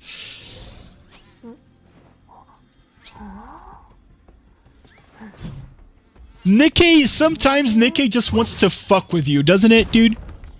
Heron is kind of cool, but dude, come on. Dude, I think I already told you guys this, but I spent 120 pulls on Wife D, and I didn't get Wife D. That Wife D was literally the character that I wanted the most, like, the whole year, dude. It still is because Eve isn't out, right? But no, fuck you, right? Bruce has to come on the chat, and I have to pull 120 fucking pulls. Is that guy going to attack? I don't think that guy's going to fucking attack. Yeah, he's just gonna buff some other dude. Yeah, okay, there you go. Ah, fuck, seriously? That you just like cut off Robin? That is such bullshit. Should I ult? I'm not gonna ult, dude. I'm afraid. God fucking damn it!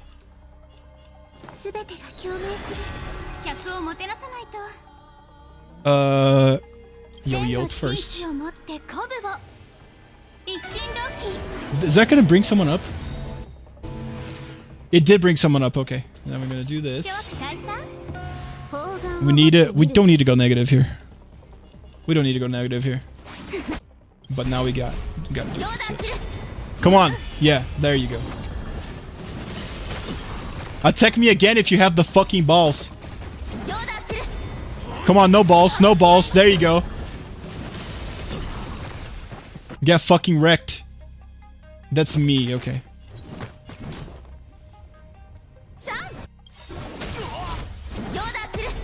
No balls.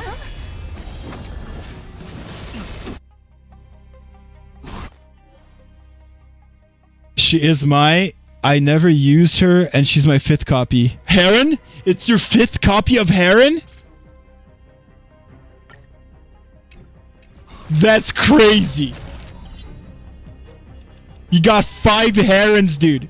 Dude, yesterday we were talking, there was one of my friends, like Akira, he comes in the chat up sometimes, right? Like sometimes he's here.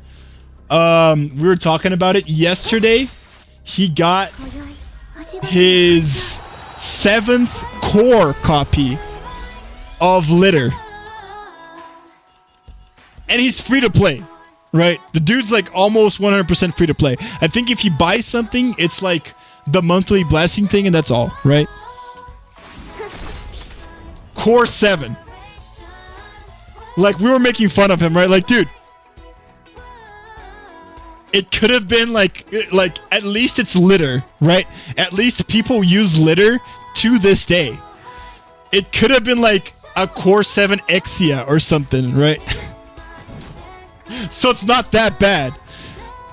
But it's insane.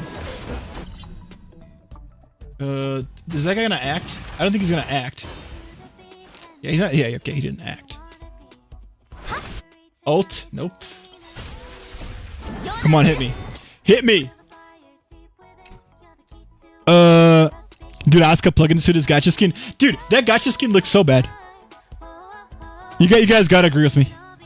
The Asuka plugin suit gacha skin looks worse than the how do you call it, man? The Battle Pass one. What do you guys think? I mean, we'll talk about it once we go play the game, right? But I don't know, man. I think it could have been done better. I shouldn't even ult here. Oh yeah, it's just an attack boost. Okay. We still have 1 attack to go, and we can ult here,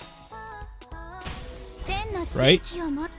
And okay, yeah. You gotta worry, dude, because I was gonna ult, but then like push 1 cuts. And now that push 1 cuts, I can do this, and I can ult with push 1. And now I can... Yeah, there you go.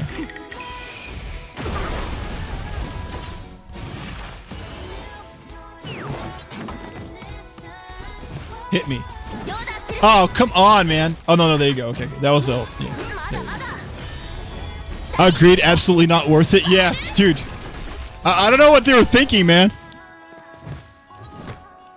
Like, I get not wanting to, like, maybe completely, you know, goon and Wi-Fi's, you know, the Evangelion girls. I think that's fine. But if you're gonna go for a paid gacha skin, dude, you got, like, the Battle Pass skin looks better, man. I don't get it. I mean, it's better because, like, I only have to spend 20 bucks now instead of, like, maybe spending fucking 60, right? But I should skill. Nah.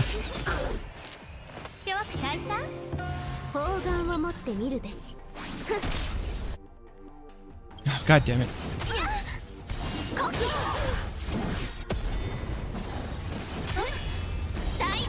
Yeah, it's just, I don't know, it's better for us players. But come on, Kafka. There you go. It's better for us players, but like, I don't know, man. Money wise, they fucked up.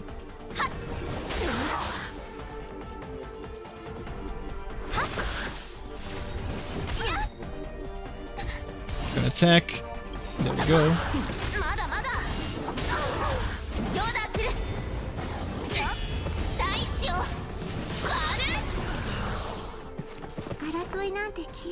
What now? Just gonna go for it. Nope. That's dead. We do normal attack here and ult, right? Yeah.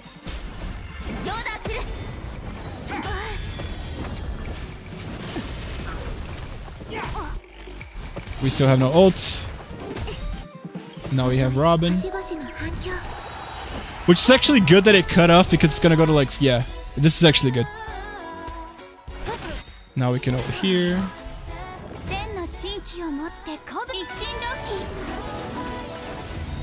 We can go negative here.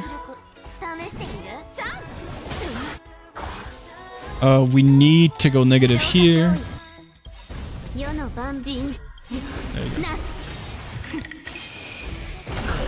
I think they just want to capitalize on fanboys, new players that came because of the event. Well, it is a thing from the movie, right? It's like a new thing from the movie, from like the new movies, right? I'm losing so many ultimates because I keep looking at chat. It's funny.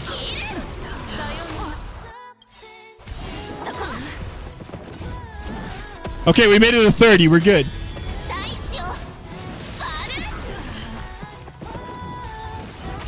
I thought there were going to be 2 rounds of Kafka to get like 40, but I guess not. God damn it. I should have ulted there. Okay, so Tingyan. We can go positive on Tingyan and just ult right after. Because that's going to AoE. Yeah, it's definitely a counter.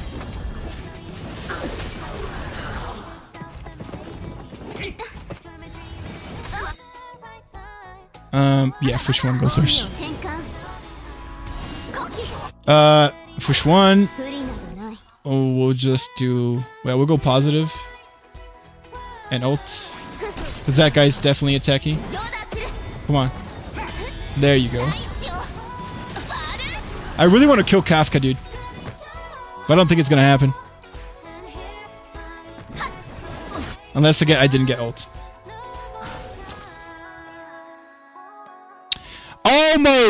Almost. I think I think it's actually my Tingyan. If my Tingyan was a little bit better, dude, a little bit better, I would have killed her. Did I kill her there? I don't know. Did I kill her? I got 40. Is 40 the max? I don't remember. Guys, help me out.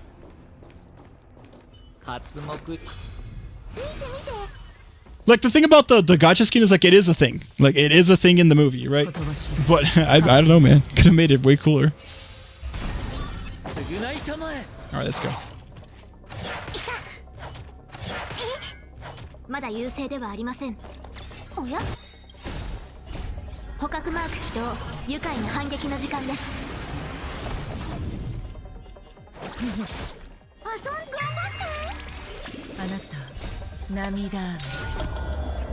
Furete. Kakure fureru.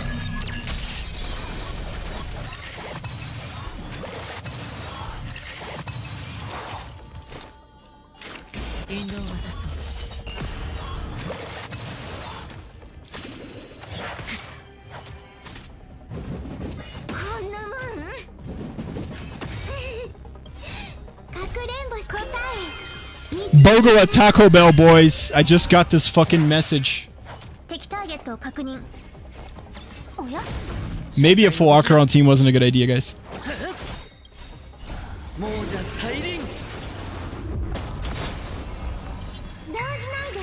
We're already at like cycle 3.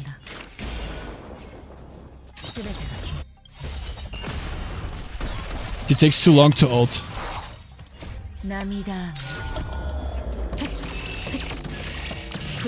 Shouldn't have ulted there either. I have to go. I'll be back in 20 minutes. No problem, Emerald. No problem, man. Thanks for coming, though. When you're back, though, I'll probably be on Nikke. Yep, you'll kill Kafka. Yeah, thank God. Yeah, I think I did kill her. That's actually cool.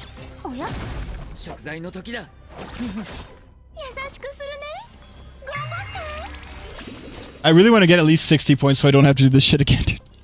Just bring Foxboy! No fucking way, dude. I can't pull him Foxboy, man. I really cannot.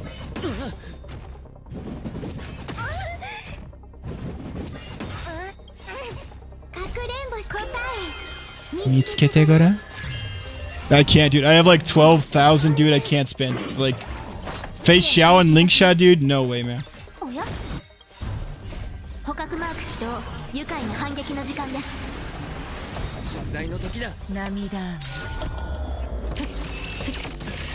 I think we're good.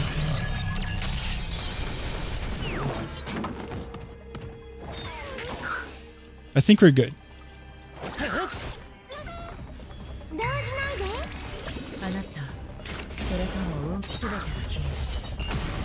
Because these guys can't fuck me up that bad. Because, you know, my ultimate does. I don't care.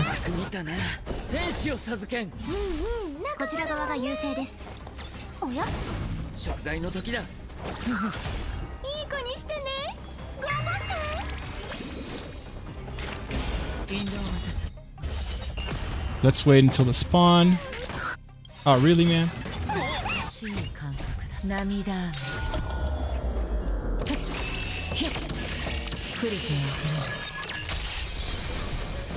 Hell yeah, I made it! God damn, that was so scary. That was so scary, dude. Yeah, I should at least get 20k. Yeah, my God. This team sucks ass, dude. Never do this. Never do single Archeron. It's just that her ultimate, even though it comes fast, it doesn't come fast enough, right? Holy fuck, that was scary.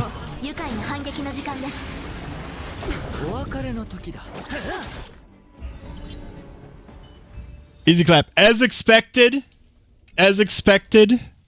from the new character, right? As expected from the new character, she fucking carried my ass. Carried my ass. There were tons of ultimates that I missed because I was looking at chat, dude. Tons of ultimates I missed because I was looking at chat.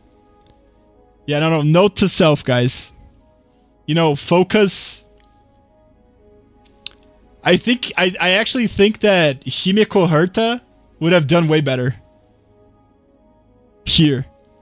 Like, just Himeko Herta. Just Himeko Herta. Period. It would have done way better. I've had success putting, like, Himeko Herta Archeron. I've had success with that, actually.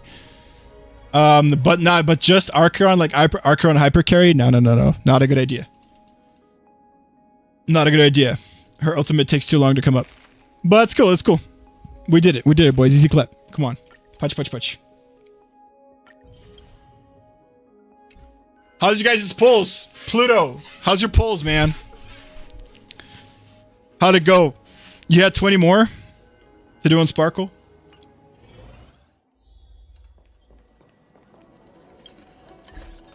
I want to hear stories.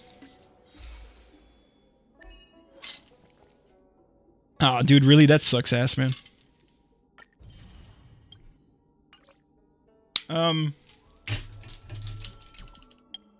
Go in store and check if you bought this already. Did you buy the 5 passes for this month already, dude?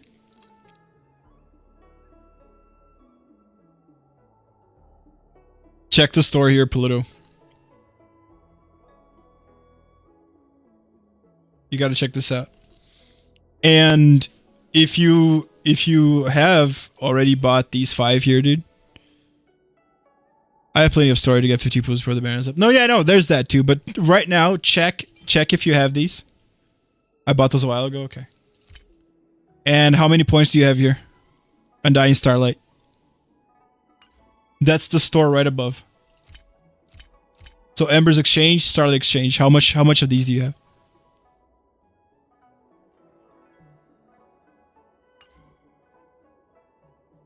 And just spend everything here. Like this. Boom. Confirm. Makes sense? Check right now how much Undying Starlight you have. And just spend it all on tickets, man. I just bought 6 from Starlight Exchange. Just right now, or did you buy it before? Buy them, and however many you got, use them right now. Fuck it. Like, you're pulling in Sparkle, right? Sparkle is like, she is... You watched me right now, right? I use Sparkle in almost every endgame content ever since she came out. So she's like very, very worth it.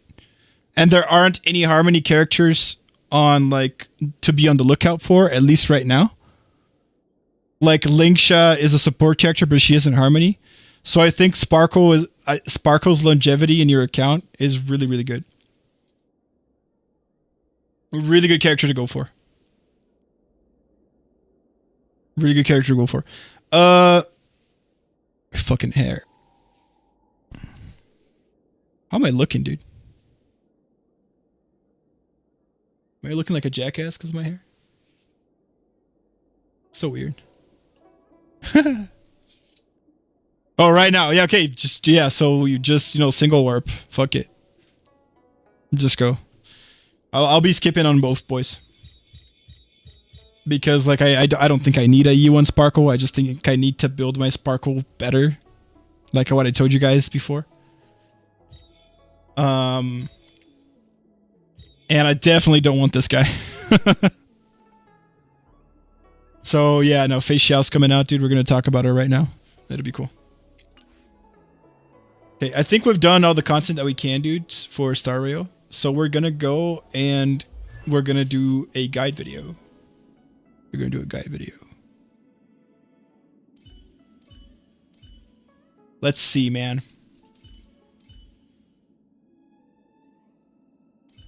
Yeah, it should be good. What am I using here? Attack. Crit rate.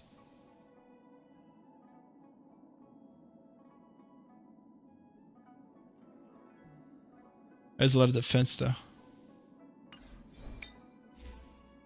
Crit damage.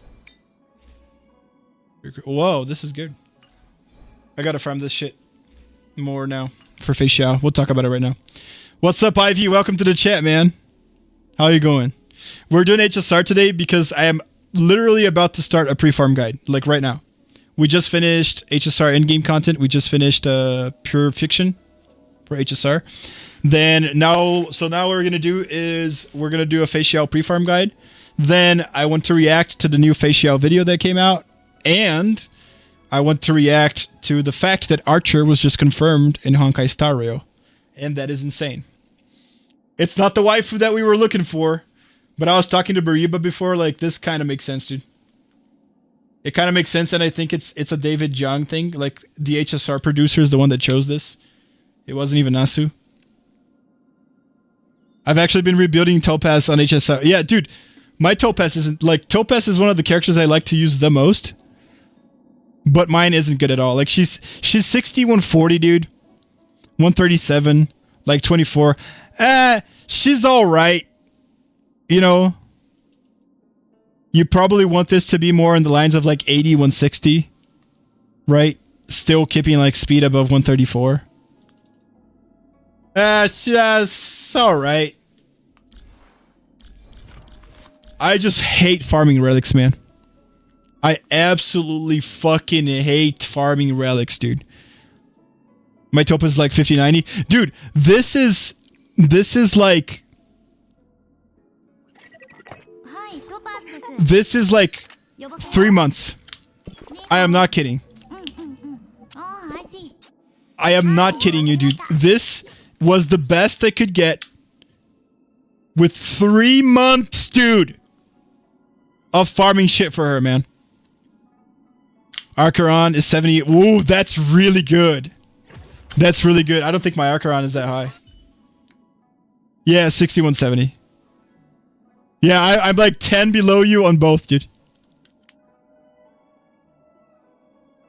10 below you on both. Do you use attack boots?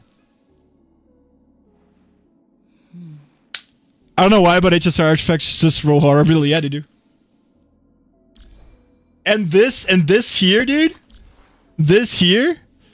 This is ever since it came out. Like every week, I farm at least like 1 full day of artifacts for her, no matter what I'm building on the side.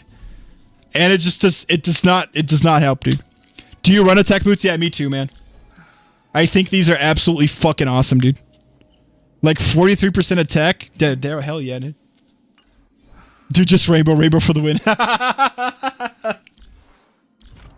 I don't know if you guys know what rainbow is. So when Biriba says just rainbow means just like use like fuck the artifact set, fuck the set. Just, you know, put sets with like huge main stat and substats, right? Because you're gonna get perfect substats on like the random pieces of shit, right? That's what he means by that. And Biriba plays his main carries on Rainbow, and he does just fine. I think it's insane. I think it's crazy that it just works out for him. Attack boot's the only way to go, simply because she doesn't need speed. Well, I don't know if she needs speed or not, but mine is E2, so I don't need 2 Nihility, so I always use her with Sparkle. Because with Sparkle, then she really doesn't need speed. Then it's really like completely like fuck it. But that's because I got extremely lucky here, dude. Extremely lucky. This was extremely lucky. I got one of these in 20 pulls and the other in 40. And just won 50-50s. I was extremely lucky. But I agree, dude. Attack boots, only way to go. Only way to go. My Archeron is 8220. That's insane, man. 8220 is fucking insane, dude. And that's on Rainbow, right? That's crazy. Crazy shit. Right, guys, let's talk about the Lady of the Hour, shall we?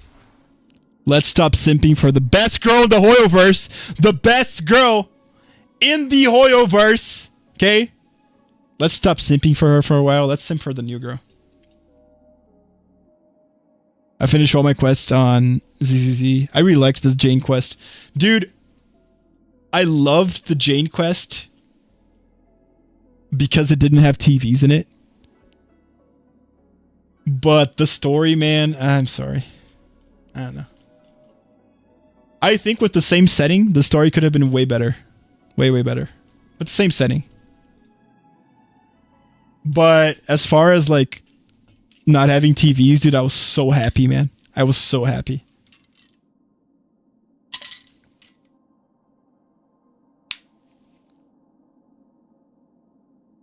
I liked it so much I went to buy an assault team for her. What do you mean? Like just build. Oh, I went to build. Sorry, I read buy. Yeah, I went to build an assault team for you. That sounds good. Sounds good. I don't have Nekomata yet. So like, I'm probably going to use her with Zhuyuan and something like Nicole or a stunner. Is my Yunli been updated? Oh, that's yeah. Let's check Yunli. Sorry. Let me look at mine, cause mine's all right, dude. Yeah, 60. Lad, this is really low. This should at least be 70, and this should at least be 140. My attack's fine, I guess. I've seen Yunli's with like 4K attack. I tweeted your stream out. Thanks, dude. I really appreciate it. I really appreciate it. Let's check Yunli.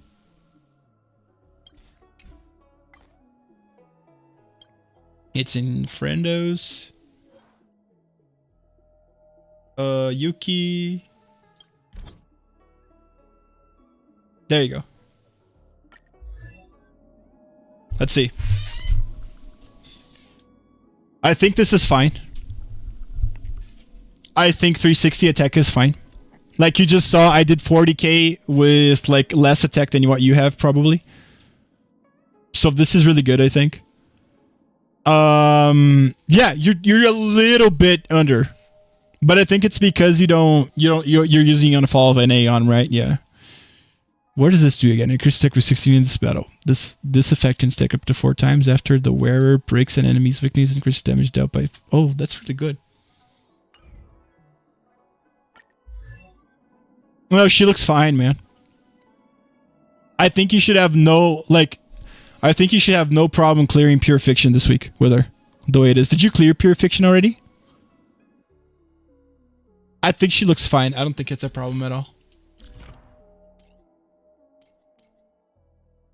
Flash Forge. What does this do? Gets that when it additionally reduces 50 energy, launches a counter damage. Do you know if you level this up, dude? Do you know if it like generates more energy or just the attack percent goes up?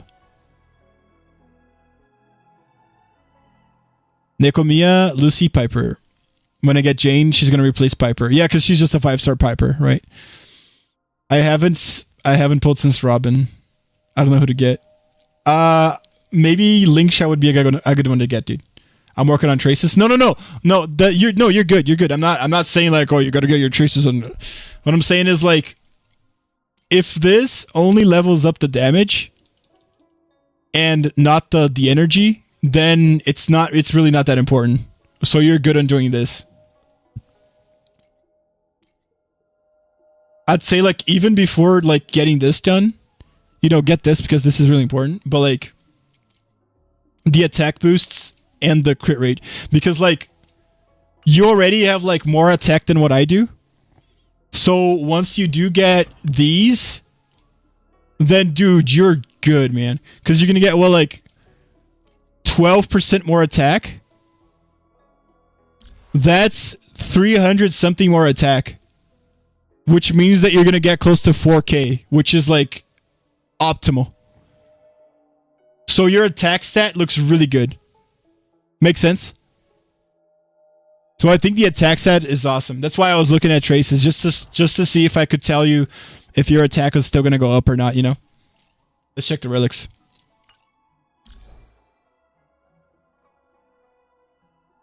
Oh, you're using Sol Soto? Okay. Oh, I can't click on them. Can I not see the thing? I can't see the stats. I can't see your stat. That sucks. You're like me, dude. You're a free-to-play master. You're a free-to-play god. Mine's Z0 too. I think your Yunli looks great. I think she's going to get 4k attack. I think she's going to get even more of that because you're using on the fall of an Aeon. Now, because you're using on the fall of an Aeon, I would suggest playing her with things like Links and a Preservation March if you're worried about, enemies actually hitting her. Or you can do the Bariba strat, the Bariba fucking strat, which is just place her right beside your Preservation character, and that should work out more often than not, right? Yeah, if I had to like tell you, what to shoot for next, is just shoot for 70, 120. And then when you get 70, 120, you shoot for 70 or 80, 140, right? Or 80, 160, things like that. So 70, 120 here would be awesome. And I don't even think you need more crit rate because you still have what? 2% here and 4% here. That's 6.7. Yeah, so it's going to go to 70. So you're completely good on the crit rate, in my opinion. More crit rate is always better, but I think 70 should be like it's more than enough of what you need, right? And then crit damage, crit damage you want something around like 120, 140, but it's really hard to get, especially because you're probably running a crit rate chest, right? But yeah, I completely understand. I have tons of characters with like low crit damage. I just can't get it. I just can't get it, dude. It just does not happen. I fucking hate relics so much, man. Like, cause dude, you spend like, I know exactly how much time and resources you're spending to like build this character, man. I know exactly what you're going through. And I know how fucking bullshit it is that like, even though you put all this time in the character and you get the best possible things for her, the game still fucks you over and gives you like, you know, almost nothing of crit damage, man. That sucks ass. What do you guys prefer when you build a character? Do you prefer crit rate or crit damage? What do you guys like prioritize? Because like usually you're just gonna put like on the DPS, right? You're gonna put whatever the crit the light cone doesn't give you. So if the light cone gives you like damage, you're gonna put rate, and if the light cone gives you rate, you put damage, right? But I really don't know what's better, and I think it's almost kind of like a preference thing now. Can I add you in a HSR? Of course, dude.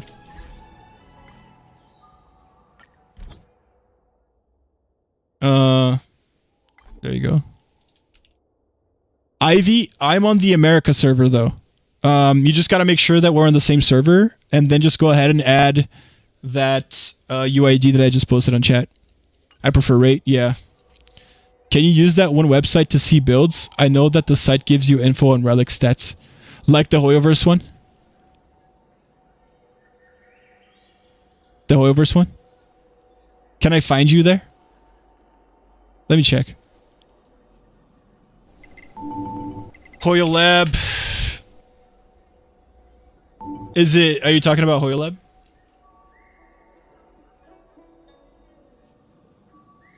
System notification. Dude, I never did anything with this website except change my avatar to May. Is it here? Is it here that I can check you out, dude? Yes. Where do I do that? I've never used this to check my friends out, dude. You're gonna have to walk me through it. If you don't crit, it doesn't matter if you have like 10,000 crit damage. Yeah, you're right. You're right. Yeah, I am honestly of the same mind. Most characters that I have are like, you know, over 70% crit rate, but the crit damage rarely goes above like 140, 120. Just because I hate farming artifacts, man. I just really hate farming relics, dude. I added you. Oh, let me accept. Ivy, yeah, there you go. Okay. We are all Raiden May freaking goddamn stands here. We are all Raiden May boys. Do you guys put your waifus on the thing, dude? Like, cause I put my waifus down here. But on the support character, like I'll never take Archeron off, but like I want to like help people out. So I always put like the newest character that I have in case people want to try out the character. And I leave my Robin because it was helping out lots of people who just farm shit. I just my both built. Yeah, okay. Yeah, I try to put support shit and like the newest character that's out because like lots of people would like to try the new character. They don't want to like maybe they don't want to like pull and shit, you know. But like, yeah, I don't go waifu over meta here. I put like here things that I actually think are gonna help people more. Except for Archeron, I'm never taking her out, right? But yeah, my favorite girl characters, I guess, my waifus, I put them in companions.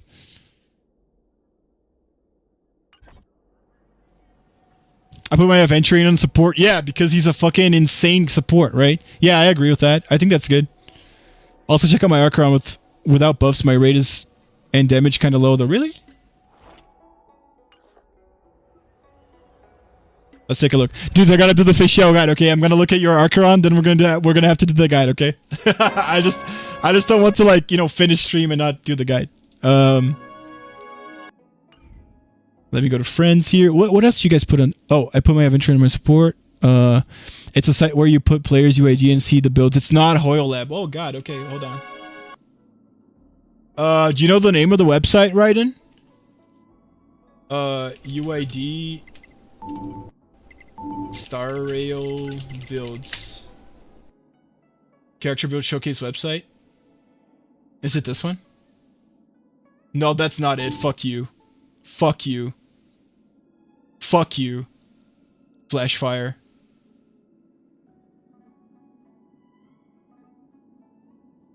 Is it this one? Is it this one? Dude, that's really cool. I never saw this. It's Yuki. What's your UAD? There you go. The Star Whale. Oh, there we go. Cool. Nice. Oh, here it is. 18. Oh, shit, dude. This sucks absolute ass, doesn't it? When shit like this rolls, man. God fucking damn it. This one's really good.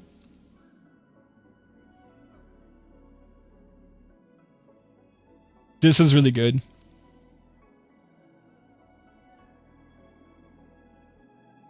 Yeah, this boots are good.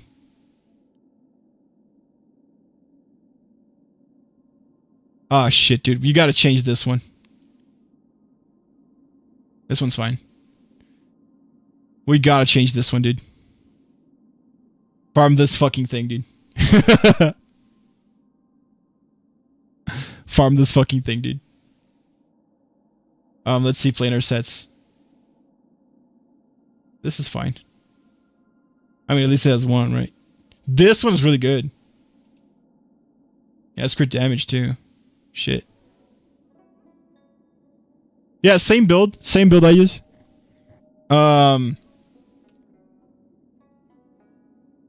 You just got fucked in rolls here, dude. Especially in the chest, right? Looks good, though. Yeah, I think your Archeron should work just fine, man. I'm probably the only non-Lycon having Archeron main because I somehow lost. Oh my god, dude. Oh my god, dude. Fucking moment of silence, bro, for your Lycon pull, dude. That absolutely sucks ass, man. I'm really sorry to hear that. Oh my god, losing a 75-25 is way brutal, dude. It's beyond brutal. Let's check your Archeron. You want speed boots? Crit is low, that's probably why damage is low, yeah. The rate. Now I can see in the... Oh, yeah. I'll check him a little bit. Let's just check his Archeron first. Yeah. Try doing this, okay? Yeah, so focus here, dude. This is really important. So this one and this one, right? These two here. The attack percent is good, but like if you need to focus on something here on traits, like crit damage, right? These three. Because that's a lot of crit damage, dude. Like let's see. Right now you have like 189, right? Right now you have 189. If you just get the traces, it goes up to by like 8. That's 14. That's 24, dude. If you only get the traces, dude, this goes up to like 200. That's insane, isn't it? Just for traces, man. Just for fucking traces. So what I would suggest to you is like you're probably running... I don't know if I can see this. Yeah, I can't see it. But you're probably running a crit damage chest. If I were you, dude, I would first of all, I would focus on just farming calyxes to get these done, because these are really important. And then I would farm a crit rate chest, and just switch the chest for a crit rate one. Because this is just a suggestion, right? Of course, you play the game however you want to play it. It's just a suggestion. I think you should switch your chest so you can get at least 50% here. And you're going to see your damage go up significantly because you're just going to crit more. Okay? 189 is nothing to scuff at, but here's the thing. If you lose the 60% here, this is going to go down to 129, right? So you're losing the 60% out of the chest, but you still have 20% something that you're going to get just from the traces, dude. So even if you took the chest away, this would go to 140. And then if you put a crit rate chest, this would go up to 50%. And I think it would like make your damage way more consistent. and then you wouldn't be so worried about, you know, just not having LC and whatever, right? I'm looking at the right. Am I looking at the right Acheron, Ivy? I'm looking at the right Acheron, aren't I? Oh no, I'm looking at Yuki's, dude. God damn it. Wrong one more. Shit. Alright, that suggestion is for Yuki. I'm so sorry. Forgive your boy. Please forgive your boy. This is your Acheron. Let's look at her. Please forgive me. Hey, welcome back, Emerald. Hey, Daryl, how's it going, man? Welcome to the chat, dude. Have you finished this week's Divergent Universe? I have. This week's was what? It was. I think I did it with March, dude. Because I think it had like some follow up. What was the blessings, dude? Let me check.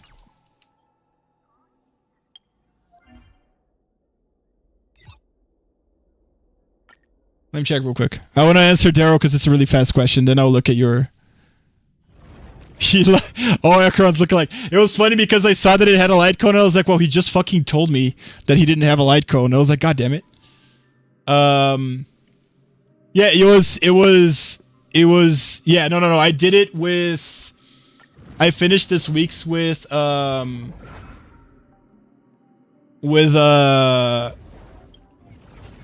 Herta team. It was probably. Yeah, because it had like freeze shit. So I was like, I'm just gonna do Himiko Herta, and it worked out. Yeah, that's what I did this week. So I did Himiko Herta. Himiko Herta, Erudition Blessings out the wazoo, and Remembrance Blessings. Worked out. You know, during the beginning, it's like it loses a lot of DPS because you need the equations to be active, you know, in order for Himiko Herta to actually work in that scenario. But it worked out. It was fine. I just finished doing Pure Fiction 2, dude. On Protocol 1, Protocol 2. It was the most I could do. I haven't cleared the other ones, dude. I need to do that, by the way.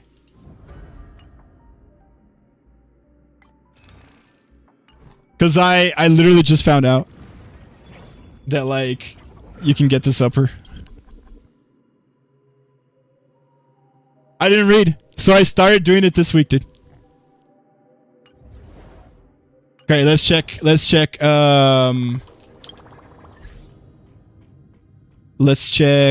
your girl. I'm not a scrub player, I fucking promise, okay? I clear shit. I cleared everything, okay? Everything's cleared. This one is like, it looks like shit because I didn't know this even existed, the protocol thing. But I clear shit. No, let me show you guys. Just to prove to you guys that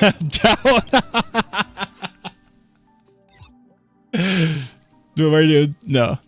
This isn't it. What I want. Yeah, there you go. Like, you see, everything's cleared. Okay, everything's cleared. Apocalyptic. If you're fit, forget it. Oh, okay. I will say though, dude, I was a fucking idiot for not knowing. I just didn't know. I just never bothered to check that you could do Protocol Plus here. I never bothered to check. I fucking swear for everything that's sacred, dude. I never bothered to check this shit. I learned this week that I wasn't doing the protocol that I was supposed to be doing, man. Oh my god, bro. It comes with being old. Yeah, sorry. Let's check your thing, dude. Let's check your Archeron. So Ivy, now I'm on the right Archeron. Okay, let's check it. So it's 5150. I think this is great. I think this is fine. Amateur. Amateur move. If you have nothing else to do later, why not play it to Protocol 6? Because it's not a joke. I want to see someone else suffer. Is it as hard as like doing the Swarm Disaster without like having all the buffs? Is it as hard as that? Swarm Disaster was insane, dude. Swarm Disaster, holy fuck! It was like one of the hardest, like the last level of Swarm Disaster. That was one of the hardest things that I did in this game until like You get all those fucking path blessings, right? And then you just like kind of stream lower everything. But Swarm Disaster was like the last level of Swarm Disaster. The first time I did it without having all the buffs, that was fucking absolutely insane, dude. It was really fucking hard. I'm in crit damage body. Okay. Let's see. So you're missing 10% crit damage. You gotta get this, dude. I will always push on traits, man. You guys gotta farm traits, dude. I think farming for 10% flat crit rate increase, dude, is more important than farming for, like, you know, better subsets, right? I'm always gonna push this on you guys. I think it's really important, dude. Traits are very important, especially if you don't have a light cone, right? Dude, I don't know if I'm the only one who has bad luck on this equation thing. No, you're not. 100% not. Dude, I've gotten fucked over, like, just trying, like, insanely different teams, right? On Divergent Universe 2, dude. Like, and easy, like, level 1, level 2 shit, man. I've gotten fucked over. Like, there is only so much that your skill level can do depending on what kind of RNG bullshit the game decides to throw at you, right? Because it is a roguelite system. So there are times where the game is just going to throw at you blessings that absolutely synergize with everything that you need to do. And there are times that the game is just not going to do that, right? It's not even gacha. It is gacha life, but it is like more of the roguelite type of endgame system, you know? So, Swarm Disaster, for example, I think that the time that I did clear it was way more because the blessings of destruction just came. I was trying destruction at the time. Than, like, not, you know, doing it. That's why I want to go Elation path. Well, yeah, follow up. Elation's really good. Alright, so okay, let's see your relics. I think this is the best set for her, dude. It just is. You got 2k attack. Are you wearing speed boots? No, you're wearing attack boots. Yeah. Yeah.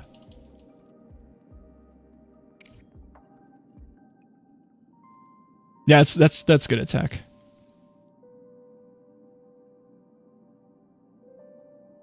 Damn, that's a lot of break effect. That's bad luck and rolls, right? Money boost 42.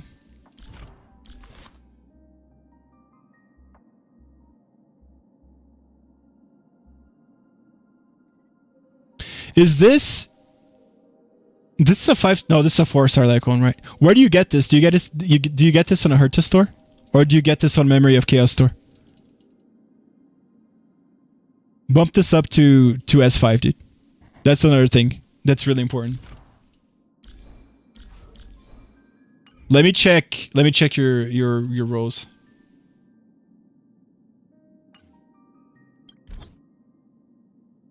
Because now I found out this fucking thing exists, right?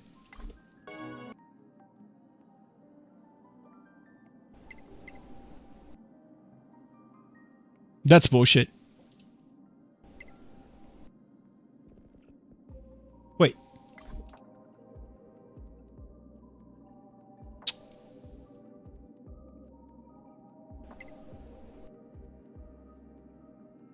There you go. Okay. IV, yeah. Boots look good. Yeah, boots should be fine.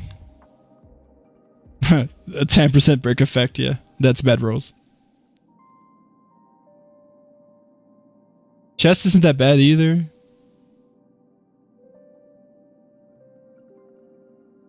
Your helmet absolutely rocks. Dude, honestly, this is like as good as like my shit. Well, my Archeron shit is a little bit better, but just because like I farmed it for like months. But like, you know, other DPSs that I build, dude, this is like better than some of my like late game DPSs, man. Like way better. And your traits aren't even fully leveled up yet. Oh, the rope sucks ass. Okay. Yeah. It's the rope. If you yeah, I know it's obvious, but like you need to switch this thing, dude. Get at like if you're gonna go for a crit damage chest, then you need a crit rate rope, like at least one crit rate here, dude. And I know, guys, rope is the absolutely worst fucking thing to farm. I absolutely hate it too. It's absolute a fucking nightmare. Ropes suck absolute ass. But if you are going to go to farm for like better substats, then the rope is the utmost priority, dude. 100%. The sucky thing about it is that it's the rope, and the rope absolutely sucks just to farm. Wait, can you check my substacks from relics? I'm actually so proud of them. You know, these, dude, I think these are absolutely fine. I think these are fine. I'm only worried about your rope. Wouldn't you agree? So, like, Ivy, if you have, like, some modeling resins to use, man, and you're okay with using them on your Archeron, then that's my suggestion. Use some self-modeling resins on attack ropes and see if you can get at least a crit damage or crit rate substat in these. Right? And my guy, my dude, level up the crit passive, dude. That's insane. You gotta do it. Promise me you're gonna do that, Ivy. Promise me. Okay, sorry guys, let me rechat. Tracy's like on the grand cheat status. Yeah. Gacha with bad allocation chances per stats. The chances aren't equally distributed. It felt rigged. I think I saw a video on that. Biriba, did you not send me a video of this VTuber girl that she actually made like she actually made a video on how rare it was to roll for this kind of shit, or was that for like weathering waves? Because like what Daryl said there in the chat, like the bad allocation chances per stats, like I do feel, dude, like because it can be just biased, it can be like confirmation biased. Like we're players, we get fucked over by gacha mechanics all the time. But it does feel to me that like crit rate and crit damage doesn't roll as much as the other stats do, man. But that's probably just confirmation bias, right? But I heard like you sent me a video of this VTuber girl doing like actual Excel spreadsheets of all the rolls she did to see if there was like kind of a bias or not, and what stats roll and what stats don't. But I think that was for weathering waves, right? It wasn't for HSR. That's from 1 week of farming when she first dropped. That's really good, dude. 1 week of farming? Dude, that's not bad at all. Brick effect, not that bad. I'm coping. No, dude, like, I think your Archeron is fine. I think your Archeron is fine, and honestly, the first thing I would tell you to do isn't even to, like, you know, worry too much about your substats. I think they're fine. You gotta get on that fucking crit rate passive, though, dude. Crit damage passive. I have, like, 2,000k present saved from not playing. I promise I'm gonna finish my class tomorrow. Okay. Yeah, you gotta get on that passive. That passive is so good, dude. Like, it's free 10%. You can't say no to that, dude, right? But if you are worried about your Archeron, like the two things, one is really obvious, but like the other one, like the traces, man. Traces are really important. I really want to drive that point home with you guys. Traces are really important. I know that farming Crimson Calyx sucks absolute ass. I know it sucks absolute ass, and sometimes it seems like you like just didn't do anything that day. But it's really important. Traces are so inefficient, though. I'm waiting on a tweet. Yeah, I know. I agree with you. Farming Calyxes sucks absolute ass. Completely, 100% agree.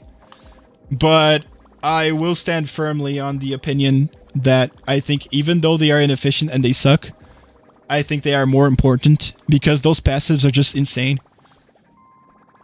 I think they're insane. Because, like, you're farming for something that is guaranteed.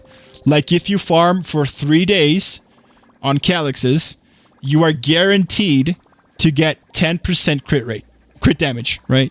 I think that's more worth it than just farming for, like, substats that might not happen, you know?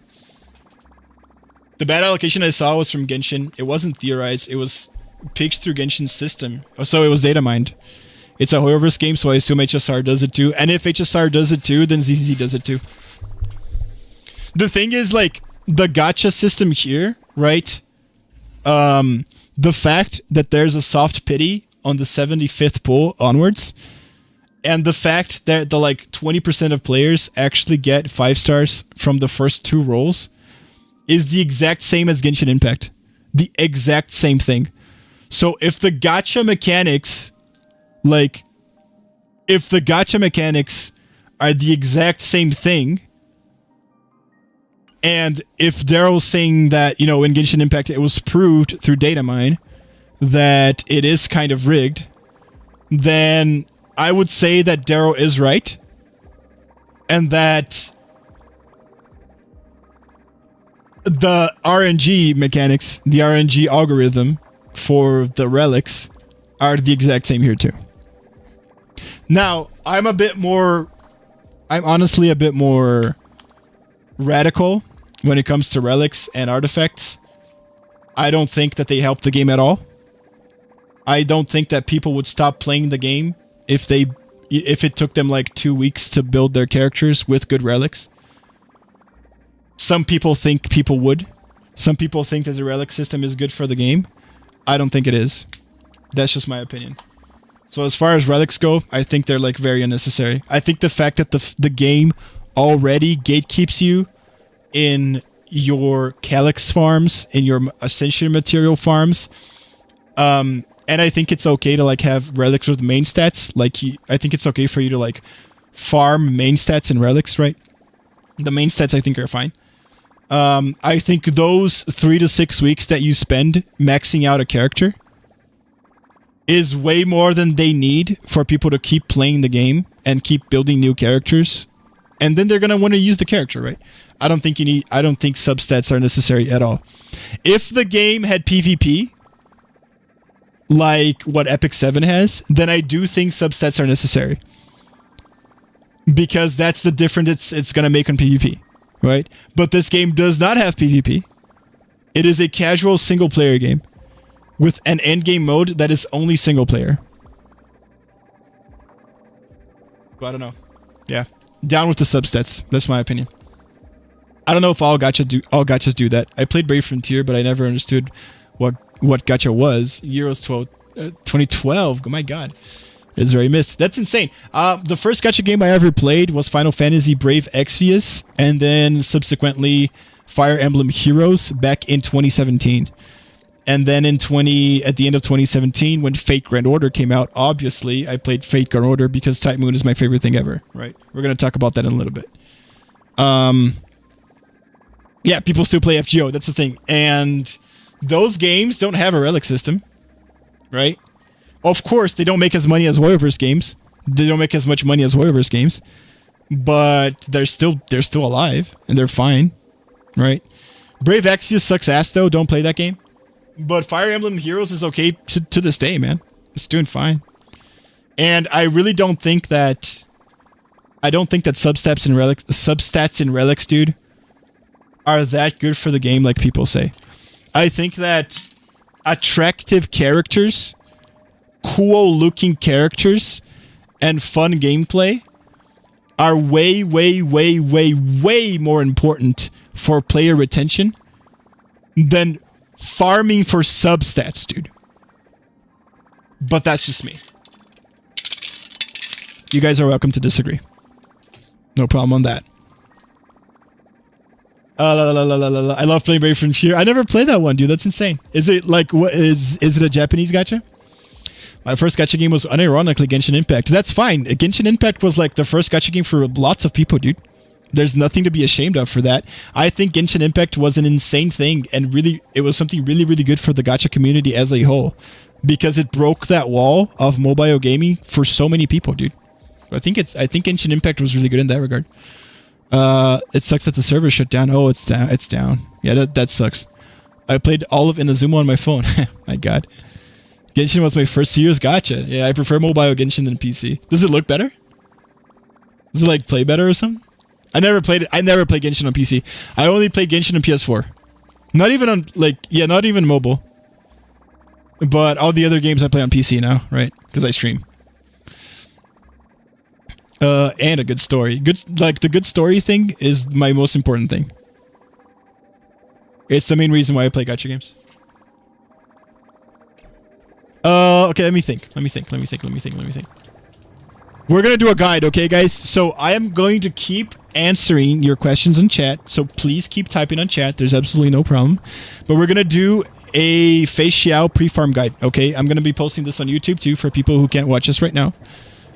So, you know, don't judge me if I do some YouTube shit and shenanigans.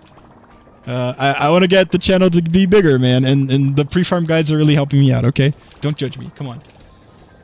Mobile Genshin has better control. It felt like a cheat. Really?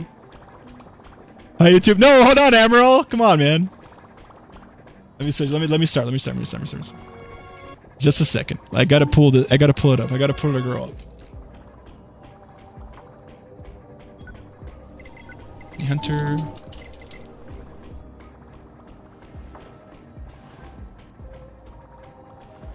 Hold on. I'm gonna start in a bit.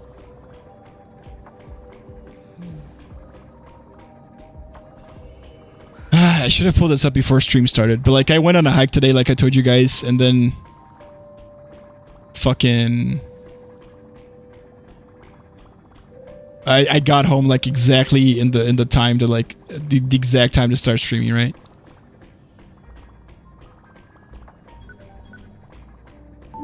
There we go.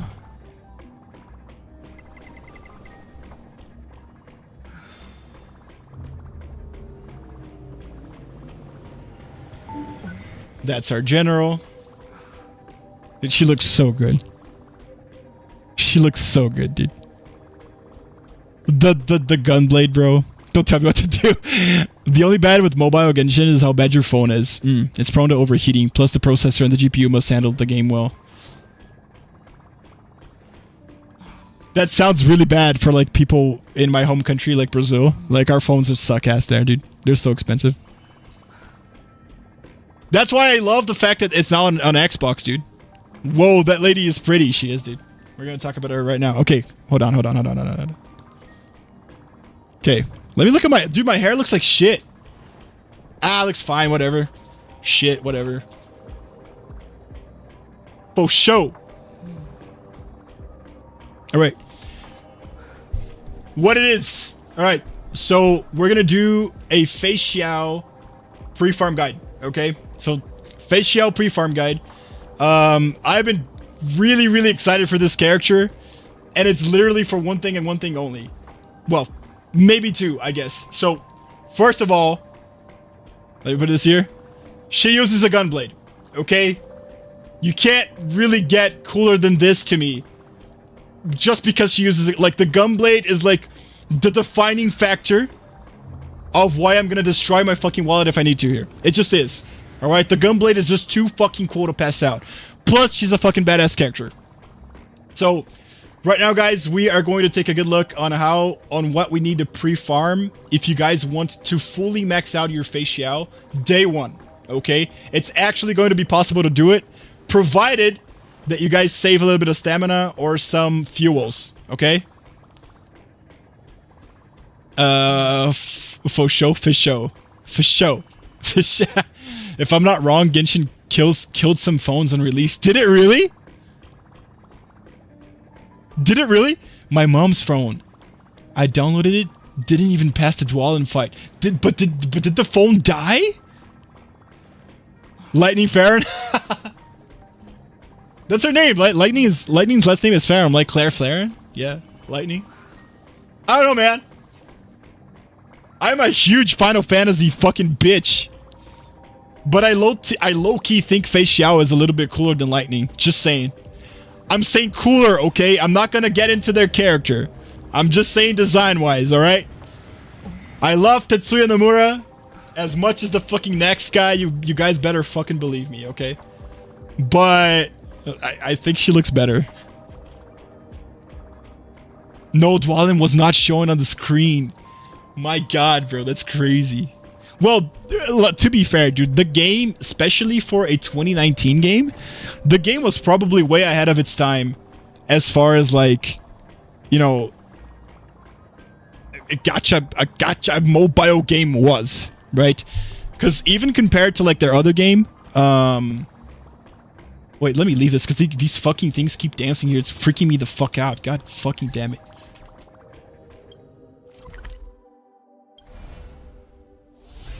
No, I know you're level 4. God damn it.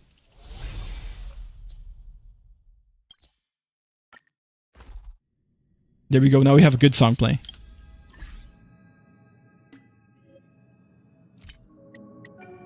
There we go. Okay.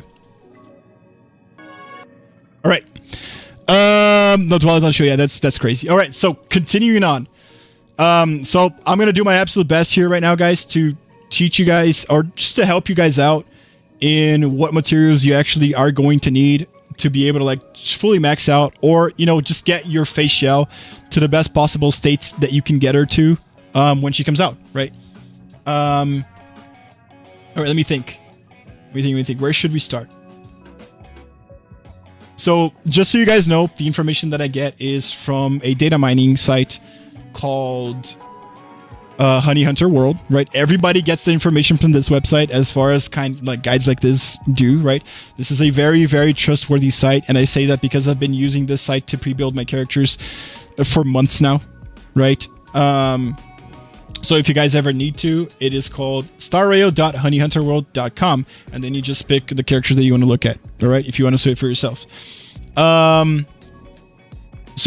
Feixiao is going to be a wind 5-star hunt character, and she plays a lot like a follow-up attack unit, okay? No, she plays a follow-up attack type game, okay? That's her main thing, and we're going to look at like some, like, we're probably not going to talk about team building, but she's going to work with your basic follow-up attack type characters, like Robin, like Topaz, like Dr. Ratio, like your Hunt March if you built her crit instead of building her break. Probably supports like Robin and Ron May. Those are really good to use with her. And, you know, your preservation or abundance character of choice, right? She can just go right into my team. Yeah. So first things first, guys, you're going to need to farm credits for her. Talking to you guys really, really quick. Credits, XP materials, and light cone XP materials. I got something that I can pull up here, read for now. I don't need to calc, but let me just wait a little bit. Bidiba's sending me photos of a really, really attractive lady. I can't look at that right now. Here you go. So, you're going to need... So, first of all, let's talk about the really simple things, which is the XP materials and the credits, right? For you to fully build your Feixiao from level 1 to level 80 and max out all her traces, you're going to need approximately 3.3 million credits, okay? If you do this, the place where you farm this, let's just go farce. The place where you farm credits, guys, is the Golden Calyx. Let me go here. So it's just here, Calyx Golden, and it's the last one, the Bud of Treasures, okay? Let me read what you're going to say. Brick build Feixiao question mark, because she hits multiple times, but I didn't count the maximum number of hits she can do. Let's see. I don't think break should not work, because like the thing is, I don't think she has inbuilt. Let's see. Deal wind damage to equal to this. Feixiao's attack reducing toughness regarding weakness type. Oh yeah, so she does have a built-in Silver Wolf. Okay, if the target is not weakness broken, Feixiao's weakness base increases to. Okay, all right. So this is before the weakness breaker effect. During the attack, Feixiao haunches explosive blitz, total 6 times. Finally, dealing wind damage. The thing here that I see, what I see from this, does her skill do something? Let's see. This triggers follow-up attack. Okay, so the skill is a follow-up attack thing.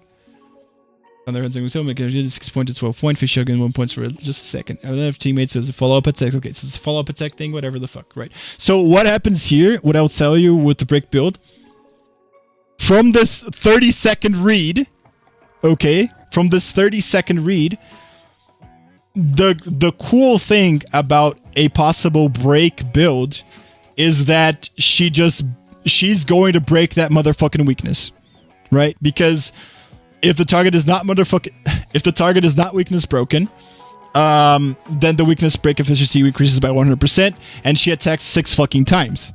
Okay, so that weakness, bro, that weakness bar is gone, right? We can agree on that. The thing here is that the most important thing for break teams is the super break damage, right? You guys agree? We agree on that, right? So what happens here is I think she is very, very viable because of this, but you need Harmony MC. Does that make sense? Aren't super break scales on stuff? No, yeah, but you need super break. So Firefly has an inbuilt super break. So even if Firefly doesn't have backup dancer, she will super break. Does that make sense? I'm not talking out of my ass, am I?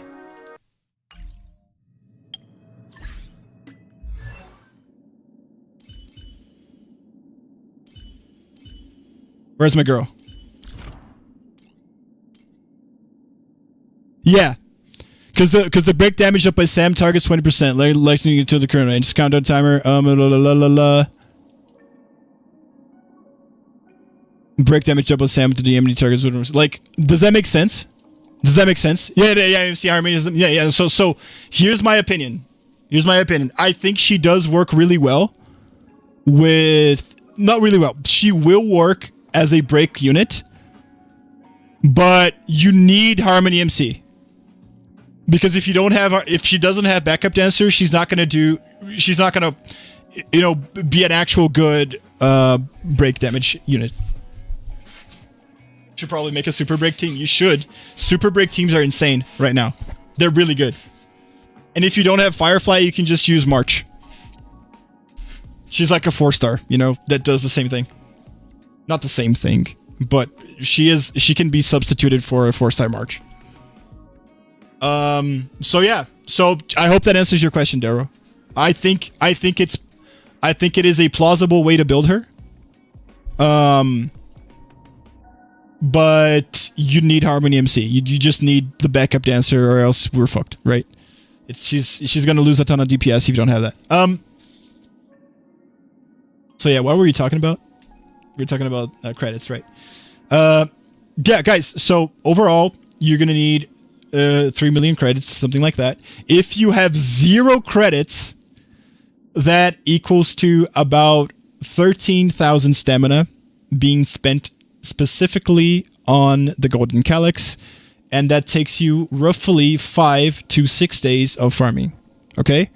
But that's only if you have like 0 credits, okay? So you're probably looking at something like half this, like maybe 2 days that you need to farm, okay? For you to be able to get this 3 million credits, right? Going on, dudes, we have the XP materials, right? So if you are leveling her up from 1 to 80, you are going to need a total of 294 Traveler's Guide. The place that you farm them is also the Golden Calyx, which we can find right here. Is also the Golden Calyx right here, okay? Bud of Memories, Traveler's Guide. You are going to drop roughly 1 Traveler's Guide and 5 Adventure Logs every time you run. That equals to about 2.25 Traveler's Guide every time you run. Overall, without all the bad math out of the way, you're looking at, if you're going to farm from absolutely having nothing to having the equal to 294 Traveler's Guides, it's going to take you about also 1,300 stamina, which takes also about 5 to 6 days of just farming XP. Okay? But of course, again, this is only if you have nothing. So if you do need to farm for XP, it's going to take you, like, considering that you have something going on, it might take you 1 to 2 or 3 days of farming just the XP bud. Same thing. If you're going to go for the light cone, you're going to have to do the same thing, but for the light cone, it's a much less of a number that you need. For you to be able to farm absolutely everything that you need, which is 98 refined ether, which is the Litecoin XP thing, you are going to need about 2 to 3 days of farming. And if you already have something, then it's going to take you probably just 1 day. Okay? And on all this, we're talking all this with like 240 stamina full day, right? I'm gonna lurk and sleep. Good night, everyone. Thanks, Rydem. Thanks for the lurk, dude. I really appreciate the lurk. I hope you have a good night, man. Sleep well, dude. Thanks for coming on the stream, dude. You're awesome. Oh yeah, what's up, William? Doing good, dude. Thanks for coming on stream, dude. Who could have thought a video game for children could be this complicated? I swear, Gacha games are meant for math nerds. They are. I'm trying to skip the math and just give you guys like the end, right? The end result that you guys need. I just want you guys to have an idea of how many days it takes to farm all of this shit, right? If you have to farm it from scratch.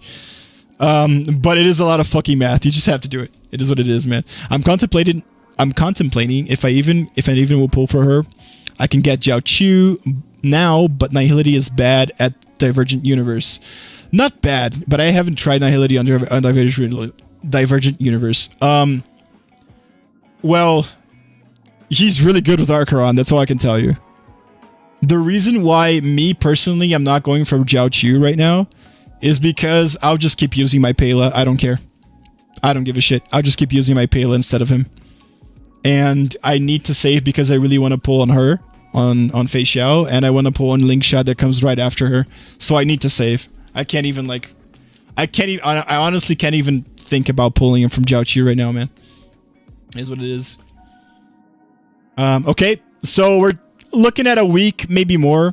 If you guys are really running low on these, it might take you a week or something for you to be able to get everything that you want, especially if you want to go for the Litecoin too. Okay, now public service announcement regarding these kinds of things, guys, is if you have been buying the Battle Pass, the Battle Pass gives you a lot of credits, a lot of XP materials, and a lot of Litecoin XP materials. Since I've been buying the Battle Pass for this game, ever since launch, I have never had to farm XP. It is what it is. Now, I don't want to promote the Battle Pass. I really don't. But if you guys don't want to go through, you know, maybe these 4 or 5 days of farming XP materials and credits, then you might want to consider buying the Battle Pass. That's all I'm going to say. I don't think you should. I think maybe that week is better spent just farming instead of, you know, spending $10. But I just want you guys to know that that is an option, and a very, very, very good option, because we're going to go on to our next time sink right now, okay? So this is where you guys are going to get the basic materials. Now we're going to go to the mission materials, okay? I like to call these mission materials. These items here, the artifacts module, the artifact cogwheel, and the artifact Gyro Heart, they are received from farming in-world monsters. So just overworld monsters in the Luofu are gonna drop these items here. Okay, so if you want a hard farm from them, all you have to do is just go in game, check out the item, right? So let's give you an example like this one, like the artifacts module, right?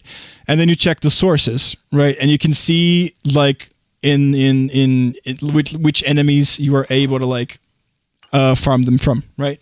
What I do personally is the only place where I farm these items are the daily assignments. Okay, so right here. Let me check. Where's the assignments? Where are the assignments at? Here you go.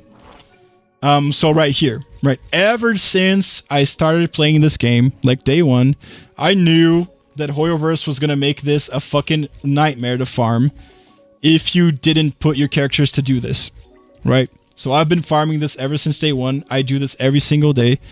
And if you guys are just starting out right now, I was able to calculate how many days of missions you would need to be able to get all the things that you need, okay? So right now, we are looking for you to max out your Feixiao. You're going to need 56 artifacts module, which is a 2-star. You're going to need 71 artifacts cogwheel, which is the 3-star. And you're going to need 73 artifacts gyro heart for the 4-star item, right? And a cool thing here, some of you newer guys might not know, you can transmutate 3 of these, which is the green one, into 1 blue, and you can transmute the blue one into a purple one, and so on and so forth. So if you put all of these together, you need to farm 926 of the 2-star material in order to just get all of this through transmutation. Okay, the place that you transmutate is right here, synthesizer. Synthesize, I guess that's the word. And then you just go here to items, and you can synthesize the cogwheel, and you can synthesize the one that comes after the cogwheel, which is this one, the gyro heart. Okay. It takes about 30 days for you, like 30 straight days of missions, for you to get this amount, like the 926 that you need. Okay. About 30 days. So about a full month doing the missions every day, you're going to get everything that you need to completely max out your Feixiao. Now, chances are that you don't have 0 of these. Chances are you have some of these already, right? And same thing is, even if you start today to farm this, you're probably not going to need the 30 days, because even if time starts running out, you can just start farming the overworld monsters for these items in case you really, really, really want your Feixiao to be, you know, fully maxed out day one. And, you know, this is kind of getting on your ass about that, right? So that's it for the mission items. I like to call them mission items. Not bad, but I haven't tried to. Yeah, sacrifices must be made. Meanwhile, I'm pure 5-star user. Only a Herta was built for pure fiction. Well, yeah, what's because pure fiction is a fucking what do you call it? Pure fiction is a fucking character check. It's not a fucking skill check, right? I mean, it is a skill check to a degree, but it's way more of a character check than anything else. That's just my opinion. I used to be a pure 5-star in Genshin, but then I saw the beauty in the 4-star boys. I was like, okay, you guys are fine. I'll use you guys. All right, boys. Okay. So that should cover our mission items, as I like to call them. Okay. Now, next is the Crimson Calyx trace upgrade items. Okay, which are the meteoric bullet, the Destined Exploration, and the counter temporal shot. You're going to need 18 of the 2-star one. You're going to need 69 of the 3-star one. And you're going to need a fucking whopping 139 for the 4-star one. Welcome to the hell that is pre-farming. Now, guys, the place that you get these items are, of course, the Crimson Calyxes. I can show you guys them right here. Calyx Crimson. The one that we're looking at is the Bud of the Hunt. Make sure that you are hunting on the So Glad Scorched Sand audition venue. I've been doing this for like weeks now. And make sure that you are doing the max amount of attempts that you can, and that you are doing this on the highest level that you can. Okay? Because it's going to be the highest chances of you getting at least 1 4-star every time you go through. Yeah, let's go back to Herta. Go back to Herta. Let's go back to Herta. Shit.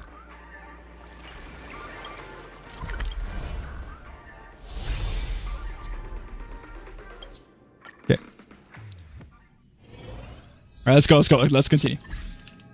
And this is it. Now, about how long it takes for you to farm these. So I'm building an Excel sheet to understand what the actual average value is for, you know, just the amount of items that you get from farming these calyxes. What I can't tell you guys comes literally from just my experience of playing this game for over a year. And so my source here is literally trust me, bro, because I've just done this a bunch. It takes me about 7 to 10 days of straight up like Crimson Calyx farming in order to get all the trace of material items that I need for all the characters that I've maxed on day one. Okay? And just so you guys know, I'm not saying this out of fucking, oh, look at my characters. No, I maxed out Archeron day one, Sparkle day one, not you because I got you too early, Robin day one, Yunli day one, Firefly day one, Topaz day one, not Himeko because I got her really early, Ronmei day one, Jingliu I did not max day one because I got her on the 20 pull. I didn't think I was going to get her, didn't max her out day one. Kafka day one, Black Swan day one, and that's it. So I've done this like 10 times and I can comfortably tell you guys that like it takes you about a week to 10 days. Okay. Now it takes me that long because I farm for the light cone also. The light cone requires a couple more runs of the, like maybe 1 or 2 more days in order for you to fully max out the light cone too. So I would tell you guys that maybe, you know, somewhere in between 5 to 7 days, like a full week, that's probably how much you're going to need to farm these calyxes every single day, 240 stamina every day, in order to have all the items that you need to fully max out Feixiao day one. Okay? So again, 18 of the green ones, 69 of the blue ones, 139 of the purple ones. If you are also going for the light cone, which is something I always do, then it goes a little bit up. It's, where is it? Do I have it here? Do I even have it here? My God, did I not put it here? I'm a fucking asshole. Oh no, there you go. Yeah, it is it. It is it. Right. So if you are going for the light cone, it goes a little bit up. It's 22 of the green ones, the 2-star, 81 of the blue ones, or the 3-star, and a whopping fucking 154 of the purple ones, or the 4-star. Okay? So this, guys, over here, in my opinion, is one of your biggest time gates. Okay? Which is the trace materials. Now, guys, we have the weekly boss material. Okay, so it's this right here, Regret of an Infinite Alchema. The good news about this is that sometimes Honkai Star Rail characters, they come out with a new weekly boss. And when they do come out with a new weekly boss, because you're time gated of only being able to do them 3 times a week, sometimes we are just unable to fully max out our characters. And that sucks absolute ass. But it is not the case. Feixiao uses an existing weekly boss, so we can start farming that right now. Okay? So the weekly boss in question is Fantila? What is her name again? Let me check. So what you're gonna do is just go here to go to Interterrestrial Guide, and go to Echo of War, and it's this lady right here. Let's go there real quick. This lady hired. What is her name? Yeah, okay. Fantilia the Undying, right? That's her girl. She's gonna drop our Regret of Infinite Alchema. She is going to drop every time you do her. She drops 3 of these if you're doing her on the max level that you can. And because she drops 3 of these, you need at least 2 weeks of farming in order to get those 12 that you need. Okay? I think she got a new boss for Ascension. No, we got... Yeah, no, I'm going to talk about that. Yeah, I'll talk about that in a little bit. So, we are good on the weekly thing. So, we're not going to be time-gated by weekly bosses, okay? So, this is really good, if you know, for people who are like us, who are insanely crazy about fucking, you know, pulling up, you know, maxing out our waifus day one. Okay, let's go back to Herda. All right. Here's the problem now, okay? So, yeah. So that should be it for our weekly boss materials. The next material I want to talk about real quick is the Treks of Destiny, right? So Treks of Destiny are the equivalent to the crowns in Genshin Impact or the recent hamster cages in Zenless Zone Zero. These are items that are really rare, but Star Rail is really, really, really good about giving these out. I would say Star Rail is leagues better than Genshin Impact and Zenless Zone Zero right now as far as this item goes. The places where you can get Treks of Destiny are, first of all, events. So if we go to the event that's going on right now, my God, I always forget where the event thing is, dude. It's easier for me to do this. Yeah. So if we look at the event right now, like for an example, if you guys are watching this video in the future, this is the event that's going on right now. Trailblaze Friendship is Magic. If you finish this event, voila, you get a Treks of Destiny. Cool. So in-game events, like the temporal events, they usually, once you finish the event, they're going to give you one of these. Another good way to get them is that once a month, you can always buy 2 of them. It's here in the store. If you go to the Embers Exchange, and it's usually up here, right?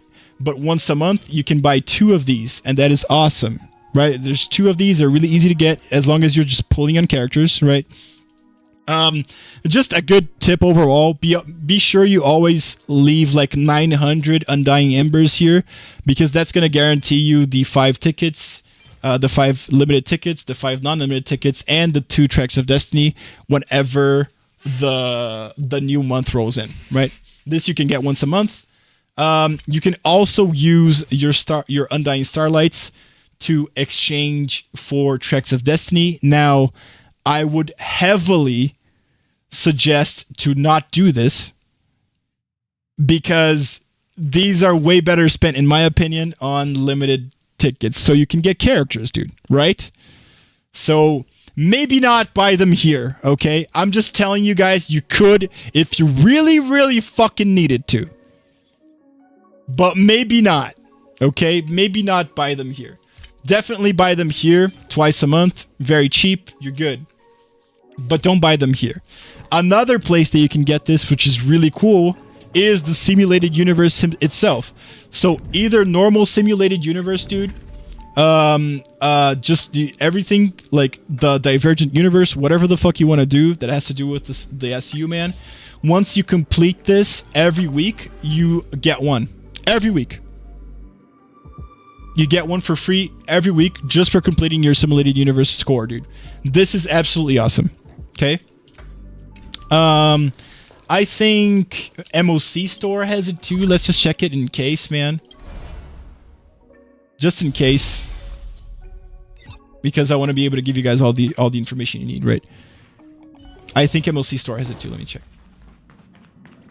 What's up, Pom Pom? Process Geos. Jokes come true. No, it's a resin. Okay. No.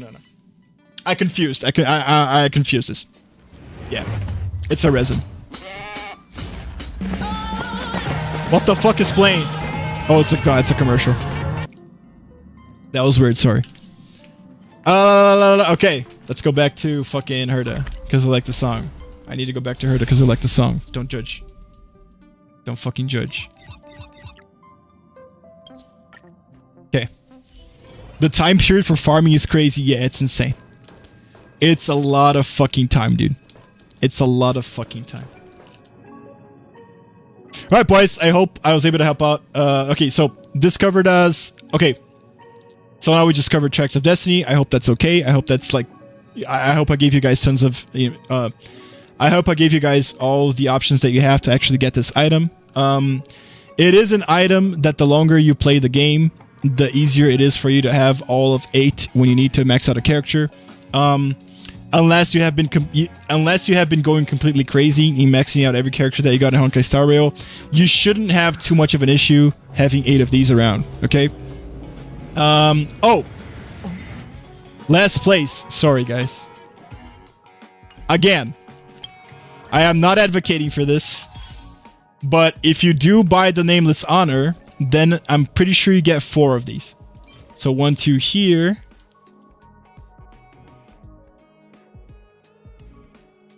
Let me check. Is it 4 or 2? Well, yeah, no, 4. So 1, 2 here.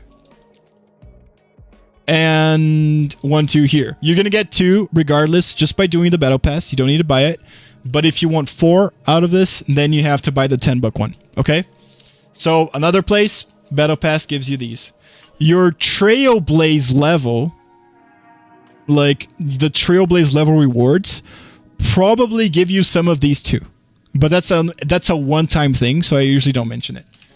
Anyway, hope that helped out with Tracks of Destiny and all the places that you can get them. Okay, boys? Next is the problem child. Okay? So this item right here, a Glass of the Besotted Era, is what I like to call the overworld boss ascension material.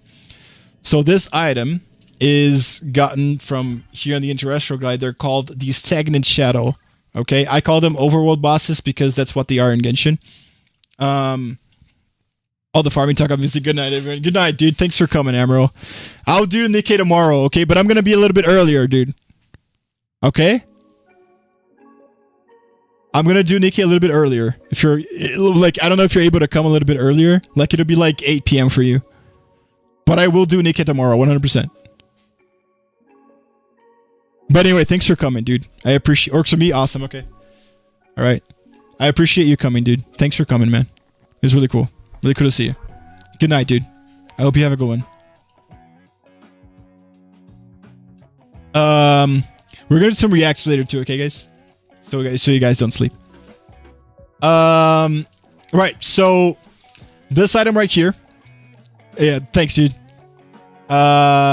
This item right here, the Glass of the Besotted Era, is the overworld boss ascension material, like I told you guys. Yeah. So the reason why you guys are not finding the item that I just talked about over here is because this is going to be a new boss that is going to come out with the patch that Feixiao comes out also, like 2. It's because this is a new boss that's going to come out with patch 2.5 and Feixiao herself. Okay, so if you guys still want to max her on day 1, there is a lot of hope for that. Okay, don't quit. What you can do is you just save your stamina right here, right? So this is the excess stamina that you get just from like not doing anything every day. So you can save stamina here, or what you can also do is save your fuels. Okay, so fuels are this item right here. Let me see if I can find it. Where are fuels, man? Where are fuels? They should be here, dude. There you go. Yeah. So fuels are this item right here, and they provide you with 60 Trailblaze power. You get these from your adventure level rewards. You get tons of these from the battle pass, and you might get these from like other events going on and just like playing the game, right? They are kind of a rare resource though, so like you probably aren't going to have too many of these unless you've never used them before. As long as you're playing the game right. But they are something to think about. So when Feixiao comes out, we are going to need to farm 65 of these new materials on a boss that came out exactly on that day. So what happens is like the little math that I did here, right? Well, we need to farm. Let me see if I can find a... Hold on.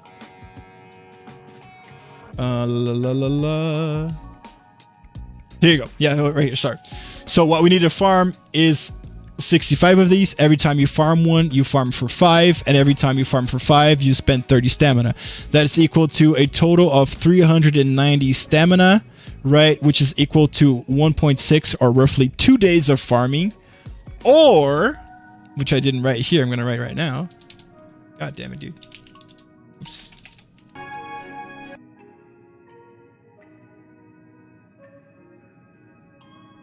Is 390 divided by 60, right? 6.5. Yeah, I'm going to write it right here right now. Or 6.5 to 7 fuels, depending on how much stamina you have saved up, okay? So, guys, if you want to max her out day 1, do not fret all you need is 6 or 7 fuels and a little bit of like overcapped stamina for you to be able to farm all 65 of the hold on. Yeah, all 65 glasses of the Besotted Era. Okay? Makes sense? Easy mode. Easy things to do, dude. Maybe getting those 7 fuels might be hard, but hey, it's the only way that we can actually get this done on day 1. Okay? Because these things just happen. These new bosses just appear, man, and it absolutely fucking sucks because it time gates you, but it is what it is. And a good thing about Honkai Star Rail is that even if you haven't cleared the story mode for, you know, the newest story mode for the patch that just came out, they give you early access on this boss, which allows you as a pre-farm boy to be able to farm this day 1, like minute 1 ever, like since the server came out. Okay, so it is a time gate and it's not, right? It's only a time gate if we're not prepared, right? So yeah, guys, that's it. Okay, so that's it for the farming. Okay, this is all you guys need to completely farm your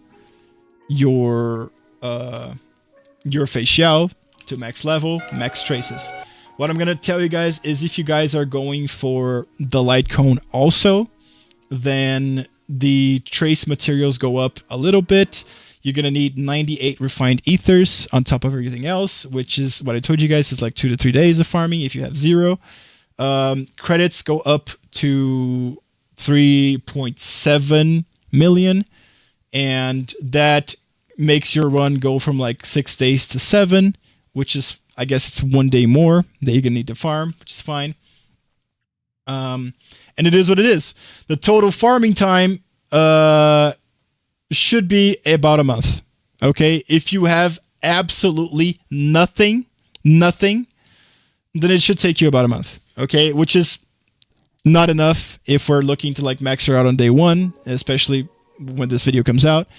But chances are that you're gonna have like tons of these things already, and you're not gonna need to farm everything from 0. So you probably will be able to, you know, just get everything that you need in those 3 weeks that we need to farm. Okay. Now comes the second problem. Ktsu, how the hell am I gonna build her? Okay.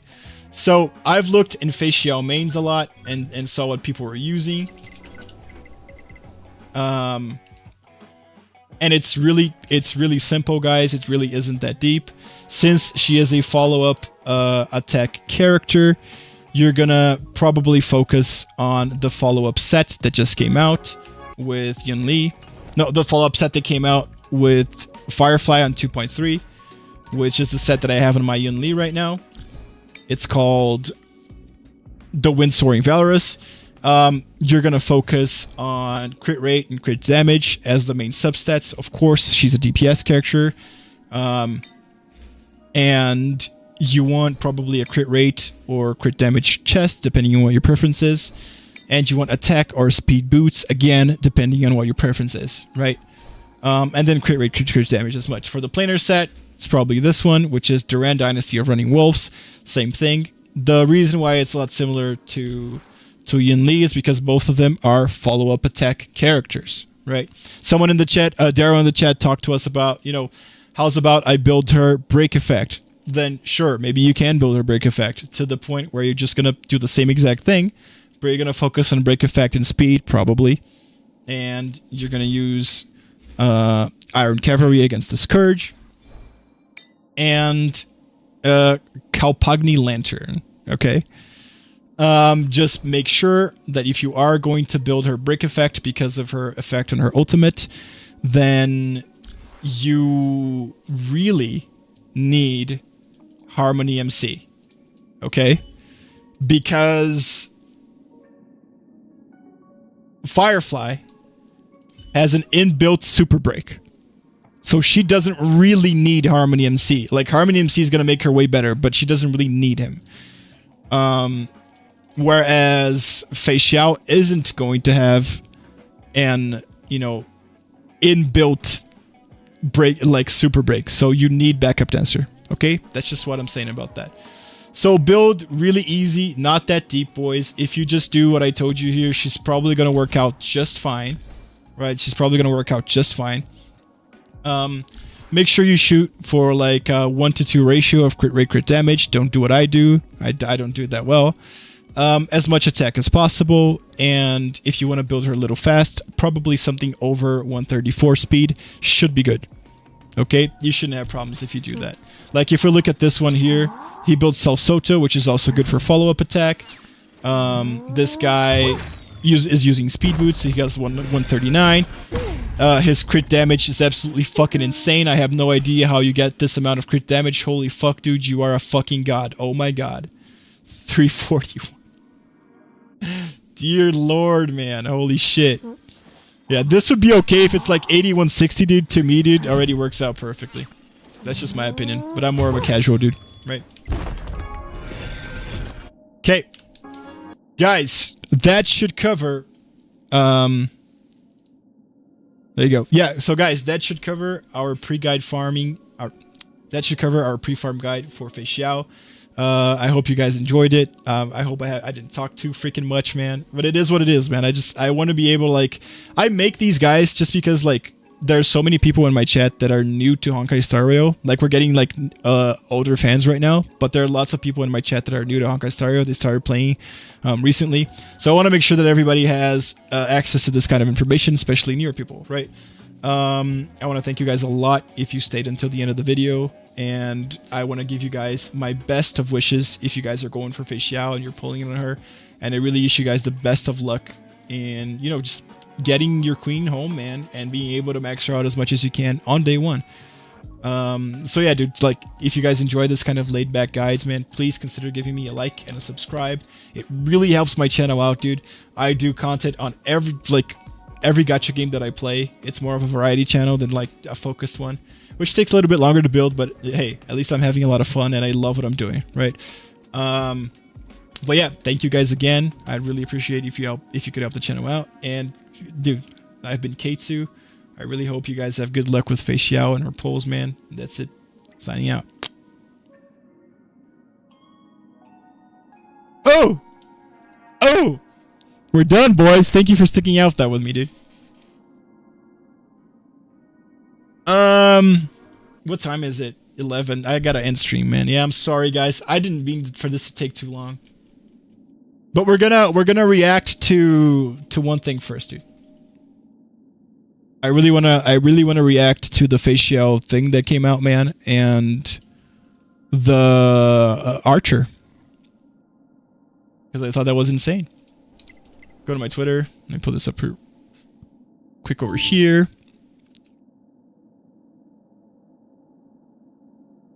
Let me go to bookmarks. There we go. Hold on.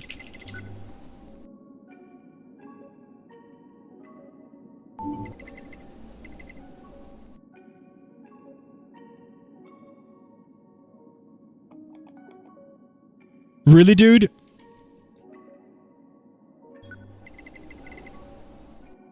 There we go. Okay. Let me take the sound off here real quick.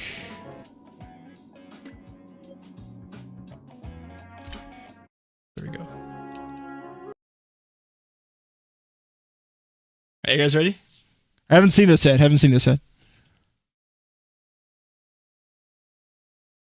The man who came had tan skin and wielded 2 swords, one black and one white. Wow, he slashed so directly powerful. at the general's head. Almost equal to General Feixiao. General Feixiao? I know her well. You do? I know all her deeds on the battlefield by heart. Such as... when Okay, nerd. General Feixiao fought her way in and out of enemy ranks 7 times. With a single strike, she knocked down 100 enemies. 1,000. No, 10,000. She could raise You're entire exaggerating. cities, My leaving mom told me nothing about but this. rubble. This is what my mom online friends told me found at this? the scene. The sword in her hand was Look. In the form of a beast rushing forward like lightning, General Feixiao shouted among the ruins. Are you my master?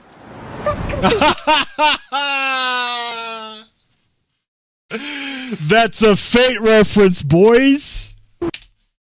Nonsense. Nonsense? I have even more impressive stories. Little girl, do you know how to get to the seat of divine foresight? Okay. Kills a random monkey. Alright, okay, boys. So this next thing here is the Fate Stay Night review. I already watched it, but like I want to talk a lot about it because it's, you guys already know by this point, you know, how Type Moon shit is really, really close to my heart, right?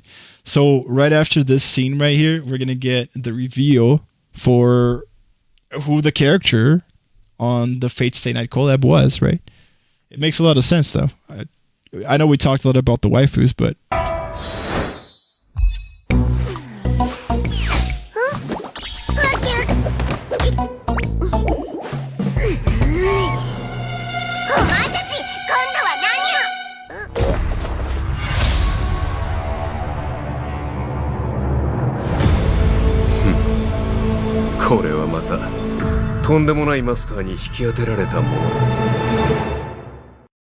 so for you guys who might not know, the huge tail here is the voice actor. Okay, so the voice actor right there is, oh, I forgot his name. Hold on.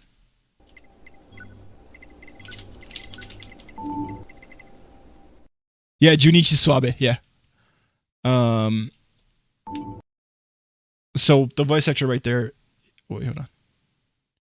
So the voice actor right there is Junichi Suabe, right? He's the voice actor for Heroic Spirit Emiya or Archer in the Fate Stay Night.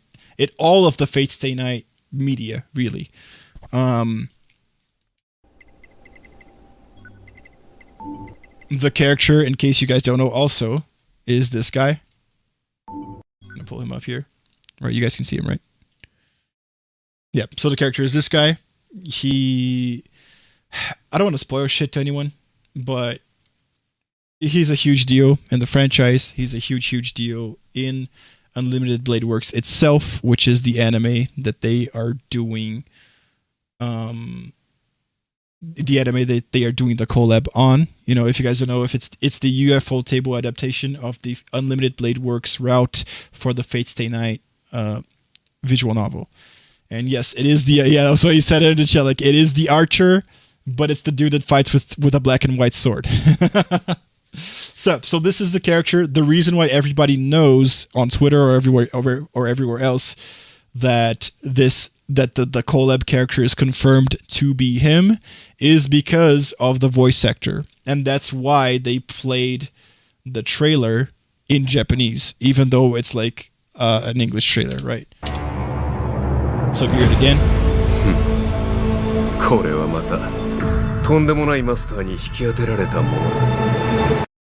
But another, like, not just the voice actor, but a really, really cool thing that they did here in the trailer, man, is that when he is summoned right there, so the red arrow, right, that's a thing, and when he is summoned, there's a huge boom, right, and then Pom Pom like fucking hits himself with the broom there, right in the face. Pow.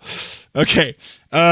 That's a huge reference to Fate Stay Night itself. In the prologue of Fate Stay Night, the master for Archer, which is Rin, right? Tosaka Rin. You guys know her. She's like really fucking famous. Which is this lady right here. She completely fucks up her summoning ritual because she forgot about daylight savings time. I am not kidding. That's what happens in the prologue. And then instead of like summoning the servant like a normal magus, what happens is he's summoned on the upstairs room and he breaks everything. The reference here is that he arrives in the back of the train and he breaks everything, right? That's the other thing about why it's confirmed to be Archer, if his voice actor wasn't enough of a freaking hint, right? The next thing that I saw on Twitter that I thought was really cool was over here. Let's see if oops, hold on. Just a second. Wait, where's my Twitter, man? Where's my Twitter? There you go. Which is it's another thing that I saw here is that people compared Pom Pom's like just his design with Tosaka's colors, and that's actually really freaking genius. Because, you know, the one that goes and finds Archer in her room is Tosaka, right? And I think that's why they chose Pom Pom. I really think this guy isn't far off like Royal Balls. I don't think he's far off, man. I think that's actually a really cool reference too. This is a new thing that I saw. But yeah, like, not only that, but you got like official illustrators for, you know, FGO and things like that doing like official art. Like, here's an art with Stell and Archer, right? Here's an art of Ilya in the same pose that we can see, Ilya and Berserker in the same pose that we see Clara and Svarog, which Clara and Svarog are clearly a huge, huge reference to Fate Stay Night itself. Tells you how much of a fan of just Type Moon in general David Jung, the producer for Stereo, really is, right? Ever since he interviewed Nasu, I felt like the guy really is the real deal as far as a Type Moon fan goes. And I'm really happy that, you know, we're getting a collab with this game where the producer for the freaking game actually likes and is a huge fan of the collab that he is doing, you know? So I think this is really cool, man. I think it's next level shit. And like just to be fair with you guys, like, we did talk a lot about who could be the character that we were going to get, and I personally thought it was going to be Saber, just because Saber is the poster girl for Type Moon, man. Every time they do put someone else somewhere, it's probably Saber, but it is followed by a close second, and in close second by, you know, people like Archer and even like mages like Sakura and Rin, right?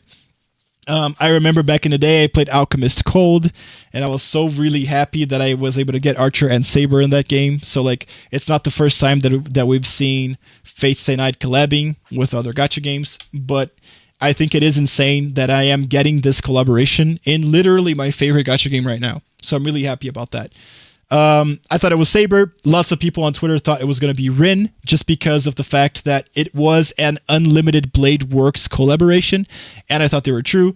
And admittedly, when people told like Beniba right there in the chat, he's like, I absolutely love Emiya. Let me continue. Beniba in the chat said like, I think it's going to be Shiro. And I didn't think it was going to happen because this is a gacha game, and I thought they would pander to the waifu community, right?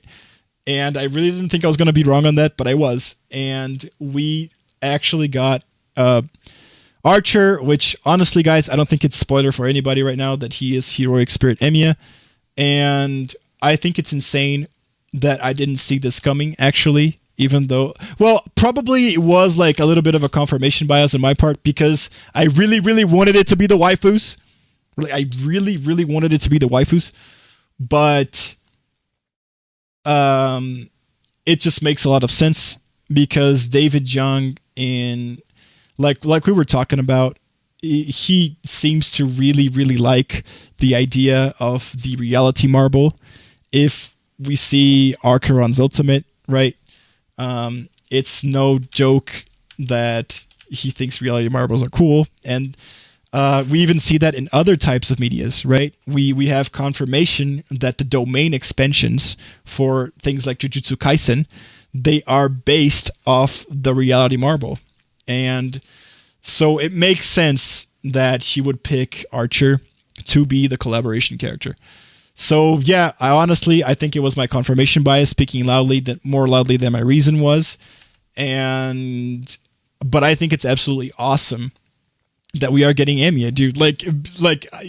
Everybody who knows me from my teenage years, from like when I first started experiencing Type Moon, knows that I loved Shiro, and I loved him when everybody fucking hated him.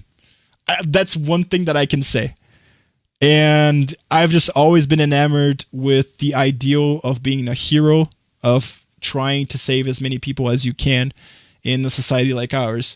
And the reason why I love Fate Stay Night so much is because it throws in your face the darker side about what it means to pursue that ideal. But at the same time, it gives you hope that maybe pursuing that ideal really is the right thing to do, right? And that's why things like Unlimited Blade Works made such a huge impact in my life when I was younger. And that's why I love Shiro so much, and why I love Archer too, because they come to an understanding, right? And it's also the funniest shit because it's the part of the meme, right? This meme right here. Shiro, just because you are correct. Let's check if I find this. Yeah, this meme right here, right? He literally said, just because you're correct doesn't mean you're right.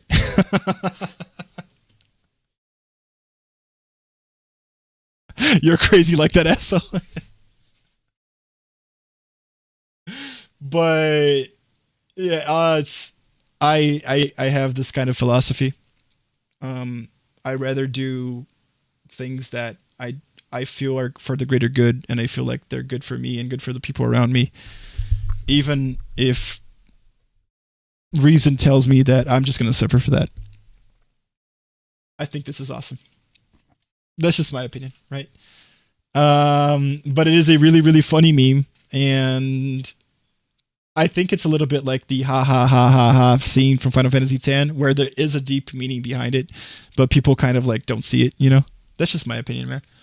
But anyway, all I'm saying is that as far as a character goes, I absolutely love Shiro, and I love that we're getting Archer.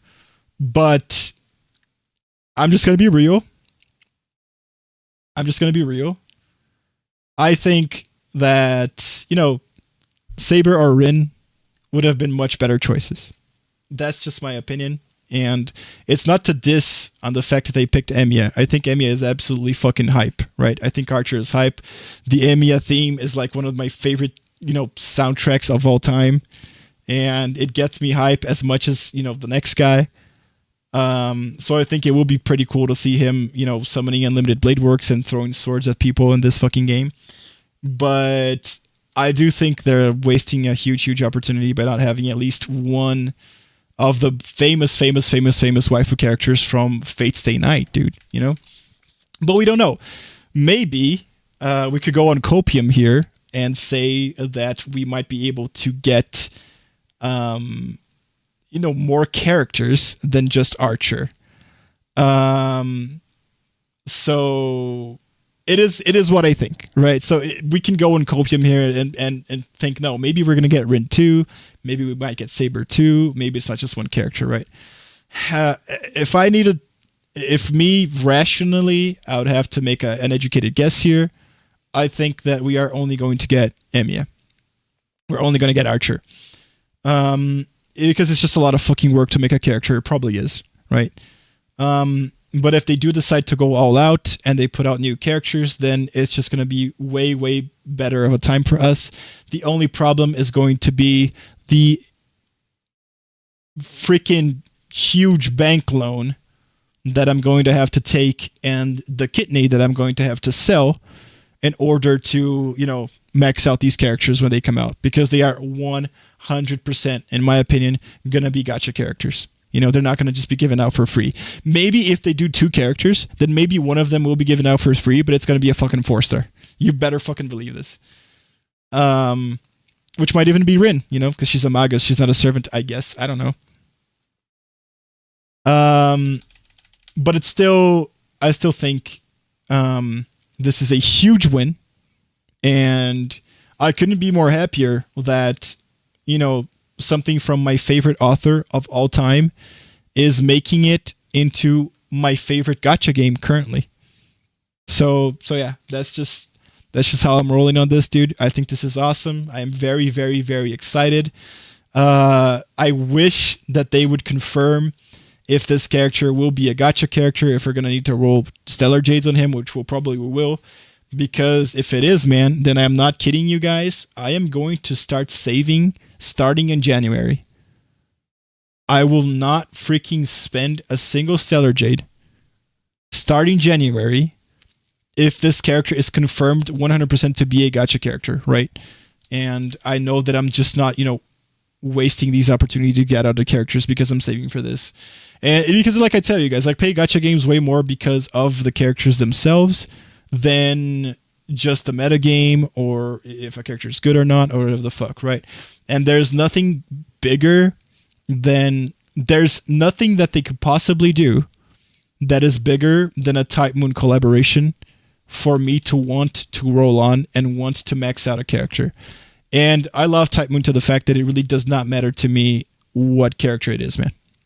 They could put fucking, I don't know, Taiga. Well, Taiga would be kind of cool, actually. They could put, I don't know, man, some character nobody gives a shit about. Like, I don't know, Jules the Rise from Zero, right? I would still max him the absolute hell out of him just because he's a Type Moon character.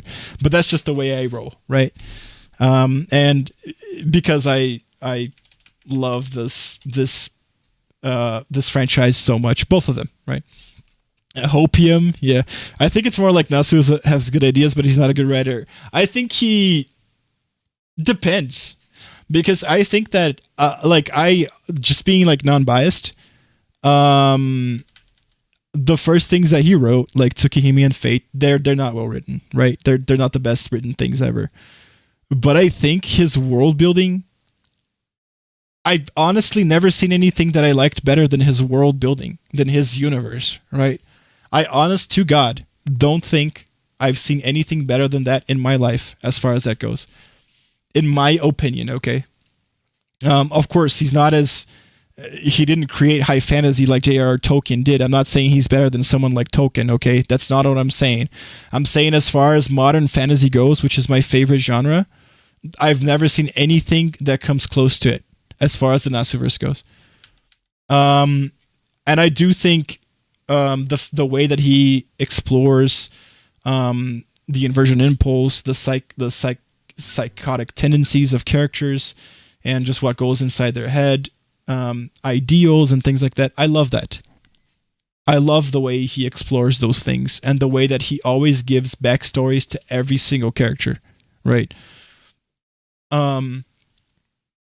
I like the way that Fate Stay Night is built. Like how on the first one, you're trying to save someone that doesn't want to be saved. On the middle one, on like the first one, right? Like in Fate, you're trying to save someone that doesn't want to be saved. In Unlimited Blade Works, you're trying to save yourself, and you're trying to prove that your ideals matter. And I love that on the last one, you save someone that does want to be saved, but feels like they don't deserve to be. And I love that in Heaven's Feel, he throws everything away because of that. And it gives you 3 completely different outlooks on the main character of Shiro and how his life is completely turned upside down depending on those 3 choices, right? So I think it is really good writing in that regard, in my opinion. I absolutely love Mahotsukai no Yoru. It's my favorite visual novel ever. I think he wrote fucking fire in that. So it's like, I think there were things in the beginning that weren't written as well as they could have, right? I honestly need to read that stuff again to be able to give a better opinion on this, dude. It's been like, what, 10 years since I've read Tsukihime, the original one. And even I think it's been like 8 years something that I last read Fate Stay Night. So I feel that I need to read those again to be able to actually, give a better opinion on that. It's been so long since I've read the Fate Route that I don't even know if I'm talking out of my ass when I'm saying that, the Fate Route is about saving someone who doesn't want to be saved. That's what I remember it as. But yeah, with the remaster out, I'm definitely going to play it. I just want to finish the Tsukihime remake because I haven't finished it yet. Sorry. But I want to do that. Yeah. Hopium. Not Q or Herc, so I lose. Hey, who knows? We might get Herc. What if we got a Herc skin for like an Ilya and a Herc skin for what's her face? Clara and Svarog. Wouldn't that be fucking awesome? Just a skin. That would be absolutely fucking genius. I hope they do that, dude. I hope they do some shit like that. No. Why not? I thought it would be cool. I thought it'd be awesome. So yeah, guys, I don't have to. Then that would be even worse just because I don't have Clara yet. I think it would be cool. So yeah, guys, I really need to go because it's late now, and you know, my freaking roommates, you guys know how it is. So yeah, guys, thank you guys so much for sticking around on stream. Let me put this up here. If we can. Yeah, thank you guys so much for sticking around on the stream, guys. Thank you for watching this. If you're watching this on YouTube, you guys are absolutely freaking chads. Thank you a lot. Thanks a lot. If you guys kind of like this content, I really love talking about, you know, these things are really close to my heart, man. And just reacting to this. And just, you know, if you like the content, consider giving me a like and a sub. It really, really helps out my channel. I'm just starting out right now, man. And it's very, very, very, it's so encouraging, dude, when you guys go into my videos and be like, hey, dude, how are you this small? Or, you know, shit like that. I really love it. So I really want to thank you guys for all the support. And I want to tell you guys that we're just going to keep doing this. Yeah, tomorrow we have stream. It's going to be an earlier stream. It's going to be at 2 p.m. Okay, it'll probably be at 2 p.m. my time, which is Mountain Standard Time. It should be like 1 p.m. for Eastern, for West Coast, and about like 5 p.m. for East Coast, or 4 p.m. for East Coast. So yeah, guys, I want to thank you guys again. I hope you guys have a good one, and you know, just stay chill. Like, I wish you guys the best of luck in your gacha pulls this week, man, and I hope everything goes okay. Right? So yeah, that's it. This is ktsu signing out, and I hope you guys have a good night. I want to thank you again for coming on stream, man, for hanging out, for talking in chat, for being these absolute chads that you guys are, dude. It's so much fun every day, dude. So much fun. Right? You guys have a good one. Good night. I love you all. See you later.